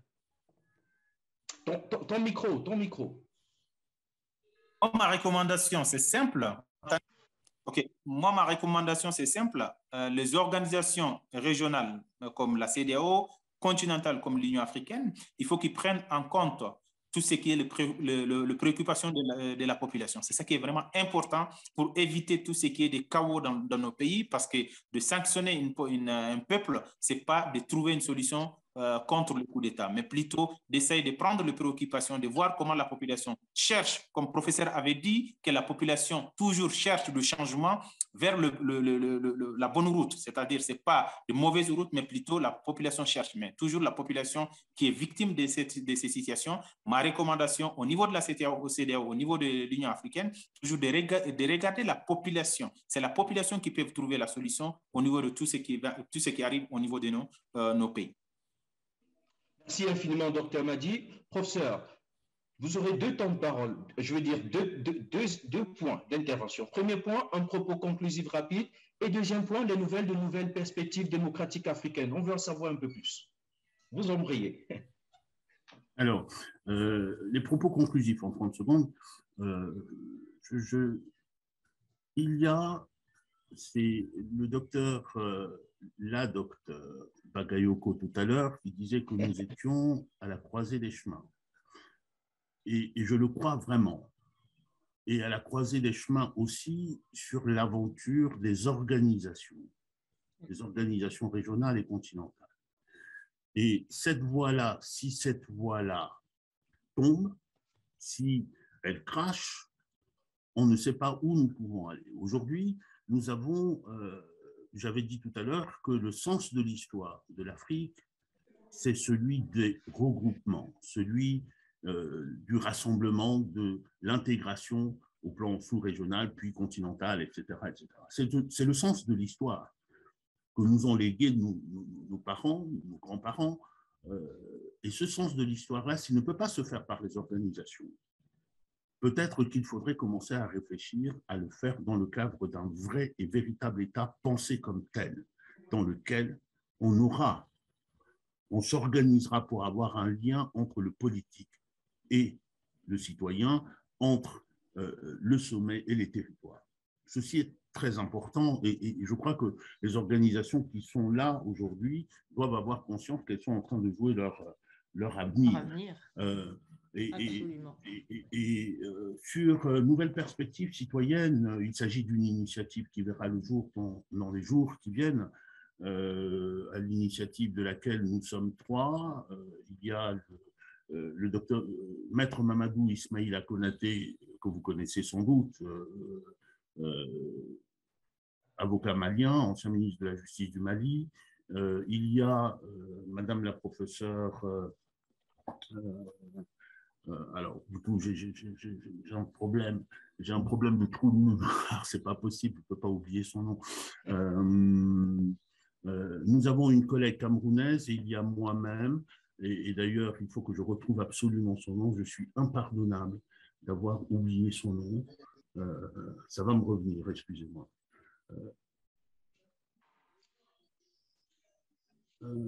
Allez-y, professeur, ça va vous revenir, je t'en suis sûr. Oui, ça va me revenir. Donc, nous avons décidé de créer une nouvelle perspective démocratique africaine parce que nous sommes en train de vivre les temps que nous sommes en train de vivre. Et ces temps-là appellent à ce que nous, Africains, les Africains, c'est notre collègue Madame Nadine Machikou, dont on n'oublie pas le nom, mais je l'ai oublié. Nous sommes 3, donc nous avons décidé de créer ça comme sous la forme d'un think tank pour penser les questions constitutionnelles, politiques, de façon ouverte et entre Africains, et de façon pluridisciplinaire d'abord. Parce que ces questions-là et ces questions de gouvernance plus généralement ne sont pas des questions qui sont dédiées, malgré ce que mes collègues constitutionnalistes pensent, ne sont pas des questions qui sont réservées à eux. Nous ne sommes que des passeurs, nous ne sommes pas la volonté qui compte. Et puis la deuxième perspective, c'est que on observe bien tout ce que nous avons dit là, qu'il y a un échec, il y a une revendication fondamentale qui est là. Sa mise en œuvre a échoué. Cela veut dire qu'il faut inventer de nouvelles voies pour y arriver. Et pour inventer ces nouvelles voies, il faut se mettre au travail et travailler avec le terrain africain, avec les Africains, avec le terrain africain, en étant à l'écoute des préoccupations africaines et en essayant d'inventer des nouvelles pistes, des nouvelles institutions, des nouvelles procédures qui nous ressemblent, mais qui intégreront la notion universelle de démocratie et que nous serons capables d'exporter demain. Donc, voilà l'idée. d'ici quelques temps, j'espère que nous nous retrouverons dans ce cadre. Belle perspective. Nous serons très heureux de prendre part et d'apporter notre modeste contribution à ce nouveau laboratoire, à cette nouvelle idée que Christie l'Afrique. Alors, docteur Niagalé, je voudrais terminer avec vous en 2 temps. Propos conclusifs, et je voudrais vous rassurer, il y a beaucoup de personnes qui ont participé et qui veulent en savoir plus sur Africa Security Sector Network. Ils veulent participer, ils veulent contribuer, ils veulent écrire. Alors, on a le plaisir de vous avoir. Propos conclusifs, et vous nous dites davantage Africa Security Sector Network. Allez-y. Alors d'abord, merci encore pour cette invitation et vraiment très très sincèrement, toutes mes excuses, je suis très mauvaise, j'aurais dû vous dire de me préciser le décalage horaire. Ça m'arrive malheureusement très régulièrement. Donc, encore une fois, toutes mes excuses et aussi toutes mes félicitations parce que sincèrement, je participe à un grand nombre de discussions et je trouve que vraiment la qualité et le niveau des échanges intellectuels sont vraiment à saluer. Enfin, moi, vraiment, j'ai pu rester 1 heure quand même, très exactement. Donc, j'en suis ravie. Mais vraiment, toutes mes félicitations. Propos conclusifs, il me paraît absolument indispensable, en effet, de repenser à la fois la sécurité et la gouvernance en Afrique selon des perspectives ancrées fondamentalement dans une compréhension, dans une connaissance, dans une expertise locale au sens d'africain. Si je dis local, je sais que le terme est extrêmement contexté, mais je trouve que ça permet d'envisager les différents niveaux, y compris celui le plus proche du terrain. Donc, on va parler du niveau national, du niveau décentralisé, etc., et du niveau local. Mais donc, vraiment, je pense que l'expertise doit venir avant tout de ce terrain-là. Je ne crois absolument plus aux solutions importées de gestion de la sécurité. Cela ne signifie pas pour autant qu'il faille abandonner un idéal en termes de promotion de la démocratie et des droits de l'homme. Mais une fois de plus, je pense qu'il faut repenser cette démocratie selon un processus et non pas selon des événements ponctuels qui s'appellent des élections. Ça, c'est vraiment un élément qui me paraît extrêmement important. Et je pense aussi que d'un point de vue sécuritaire, les forces armées africaines ont désormais accumulé suffisamment d'expérience pour développer leur propre doctrine d'intervention qui correspondent à la fois à leur passé, à l'histoire de ce continent qui existe d'un point de vue militaire, c'est un premier élément, mais qui existe aussi au travers des très nombreux engagements internationaux qui ont été faits par des forces africaines, y compris sur le théâtre malien d'ailleurs, dans le cadre de la MINUSMA ou de la MISMA, la mission internationale sous conduite africaine qui l'avait précédée, toutes ces interventions de la CEDEAO et aujourd'hui toutes ces interventions à titre national, que ce soit bien sûr dans l'environnement sahélien, mais je pense que les militaires aussi d'Afrique centrale ont des choses à dire. Donc il y a un vrai travail auquel les pays africains dans leur ensemble doivent accepter de se livrer pour penser leur sécurité à travers leurs propres expériences et leurs propres connaissances intimes de leur propre milieu d'intervention. Ça, c'est le premier élément. Pour ce qui est rapidement, avant de présenter l'African Security Sector Network, je suis ravie d'entendre parler de la nouvelle initiative du professeur et de Maître Konaté. J'ajouterais qu'aujourd'hui a été lancé, a été publié un communiqué de ce qui s'appelle la coalition citoyenne pour le Sahel. Je l'ai diffusé sur mon compte Twitter, mais vous le verrez, il a été relativement bien relayé sur les réseaux sociaux. La coalition citoyenne pour le Sahel est composée d'une 50aine d'organisations de la société civile sahélienne, ouest-africaine et internationale qui estiment qu'il faut placer la protection des civils au cœur de toute approche. C'est-à-dire que l'enjeu aujourd'hui, ce n'est pas uniquement la lutte contre ce qu'on appelle le terrorisme, qu'on peut appeler aussi contre des insurrections de type djihadiste. Il s'agit de protéger les populations contre des menaces multiformes, qu'il s'agisse de la prolifération de certains groupes d'autodéfense qui ont pu se livrer, ou dont certains se livrent encore à des exactions, des groupes criminels qui s'en prennent aux biens et aux personnes en dehors de tout projet politique ou religieux, et également, je vais conclure très rapidement, ou également des exactions auxquelles peuvent se livrer certains éléments des forces de défense et de sécurité. Donc voilà, je vous appelle à suivre ce que fait cette coalition citoyenne. Pour terminer sur l'African Security Sector Network, c'est une organisation qui a été créée en 2003 et dont l'objectif est de promouvoir une vision et une approche démocratique de la sécurité et ancrée sur les réalités locales. Donc, je vous invite à nous contacter via info@assn.com, je crois. Merci encore à vous. Merci infiniment, Dr Niagalé. Je voudrais vous dire tout le plaisir qui a été le mien d'être dans ce panel de haut niveau. Je voudrais vous rassurer, nous avons fait le top des audiences. Nous avons eu à peu près 100 personnes qui nous ont suivis en direct du début jusqu'à la fin. C'est dire combien votre contribution était importante et fondamentale. Je voudrais remercier tous les participants, tous ceux qui ont pris du temps de nous écouter cet après-midi. Vous dis infiniment merci. Je voudrais dire merci au professeur Jean-François Akandi. Je voudrais dire merci au docteur Niagalé Bakayoko. Je vous dis particulièrement merci tous les deux pour deux choses. D'abord, parce que voyez-vous, quand nous grandissons, nous avons des modèles. Et nous vous avons vu comme des modèles pendant longtemps. Deuxièmement, c'est un sentiment de plénitude, de pouvoir discuter avec vous en face. Et quand je vous ai contacté, c'était vraiment en toute naïveté. Mais votre gentillesse et votre disponibilité m'ont donné de croire que c'est possible. Je voudrais le dire en public et vous dire infiniment merci. C'est pour dire combien nous renouvellerons donc ces expériences au Carrefour Policy Institute et précisément la division gouvernance et démocratie, dont j'assure pour le moment la coordination. Je voudrais qu'on ait juste une petite pensée pour la tante de Dr Madi Ibrahim Kanté qui nous a quittés 5 minutes avant le début de ce panel. Il a tenu quand même à être là. Vous allez voir qu'il est parti. Mais il était là et on ne l'a pas senti. Donc, je voudrais dire au docteur Madi, nous sommes de tout cœur. Nous sommes de tout cœur avec lui.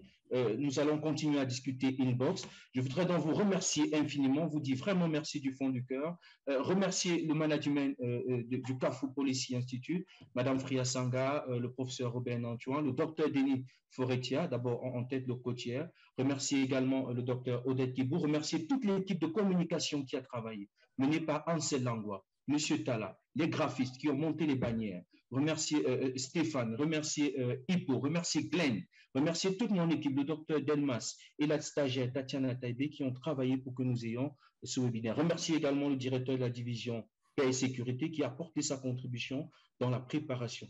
Merci infiniment à toutes et à tous et je vous promets, on renouvellera encore l'expérience. Merci à tous nos panélistes, merci infiniment et je vous souhaite de prendre soin de vous et de prendre surtout soin de ceux qui sont autour de vous. Merci et bravo à vous pour la modération et pour le professionnalisme de ce séminaire. Merci beaucoup. Merci infiniment. Au revoir. Merci beaucoup. Merci. Au revoir.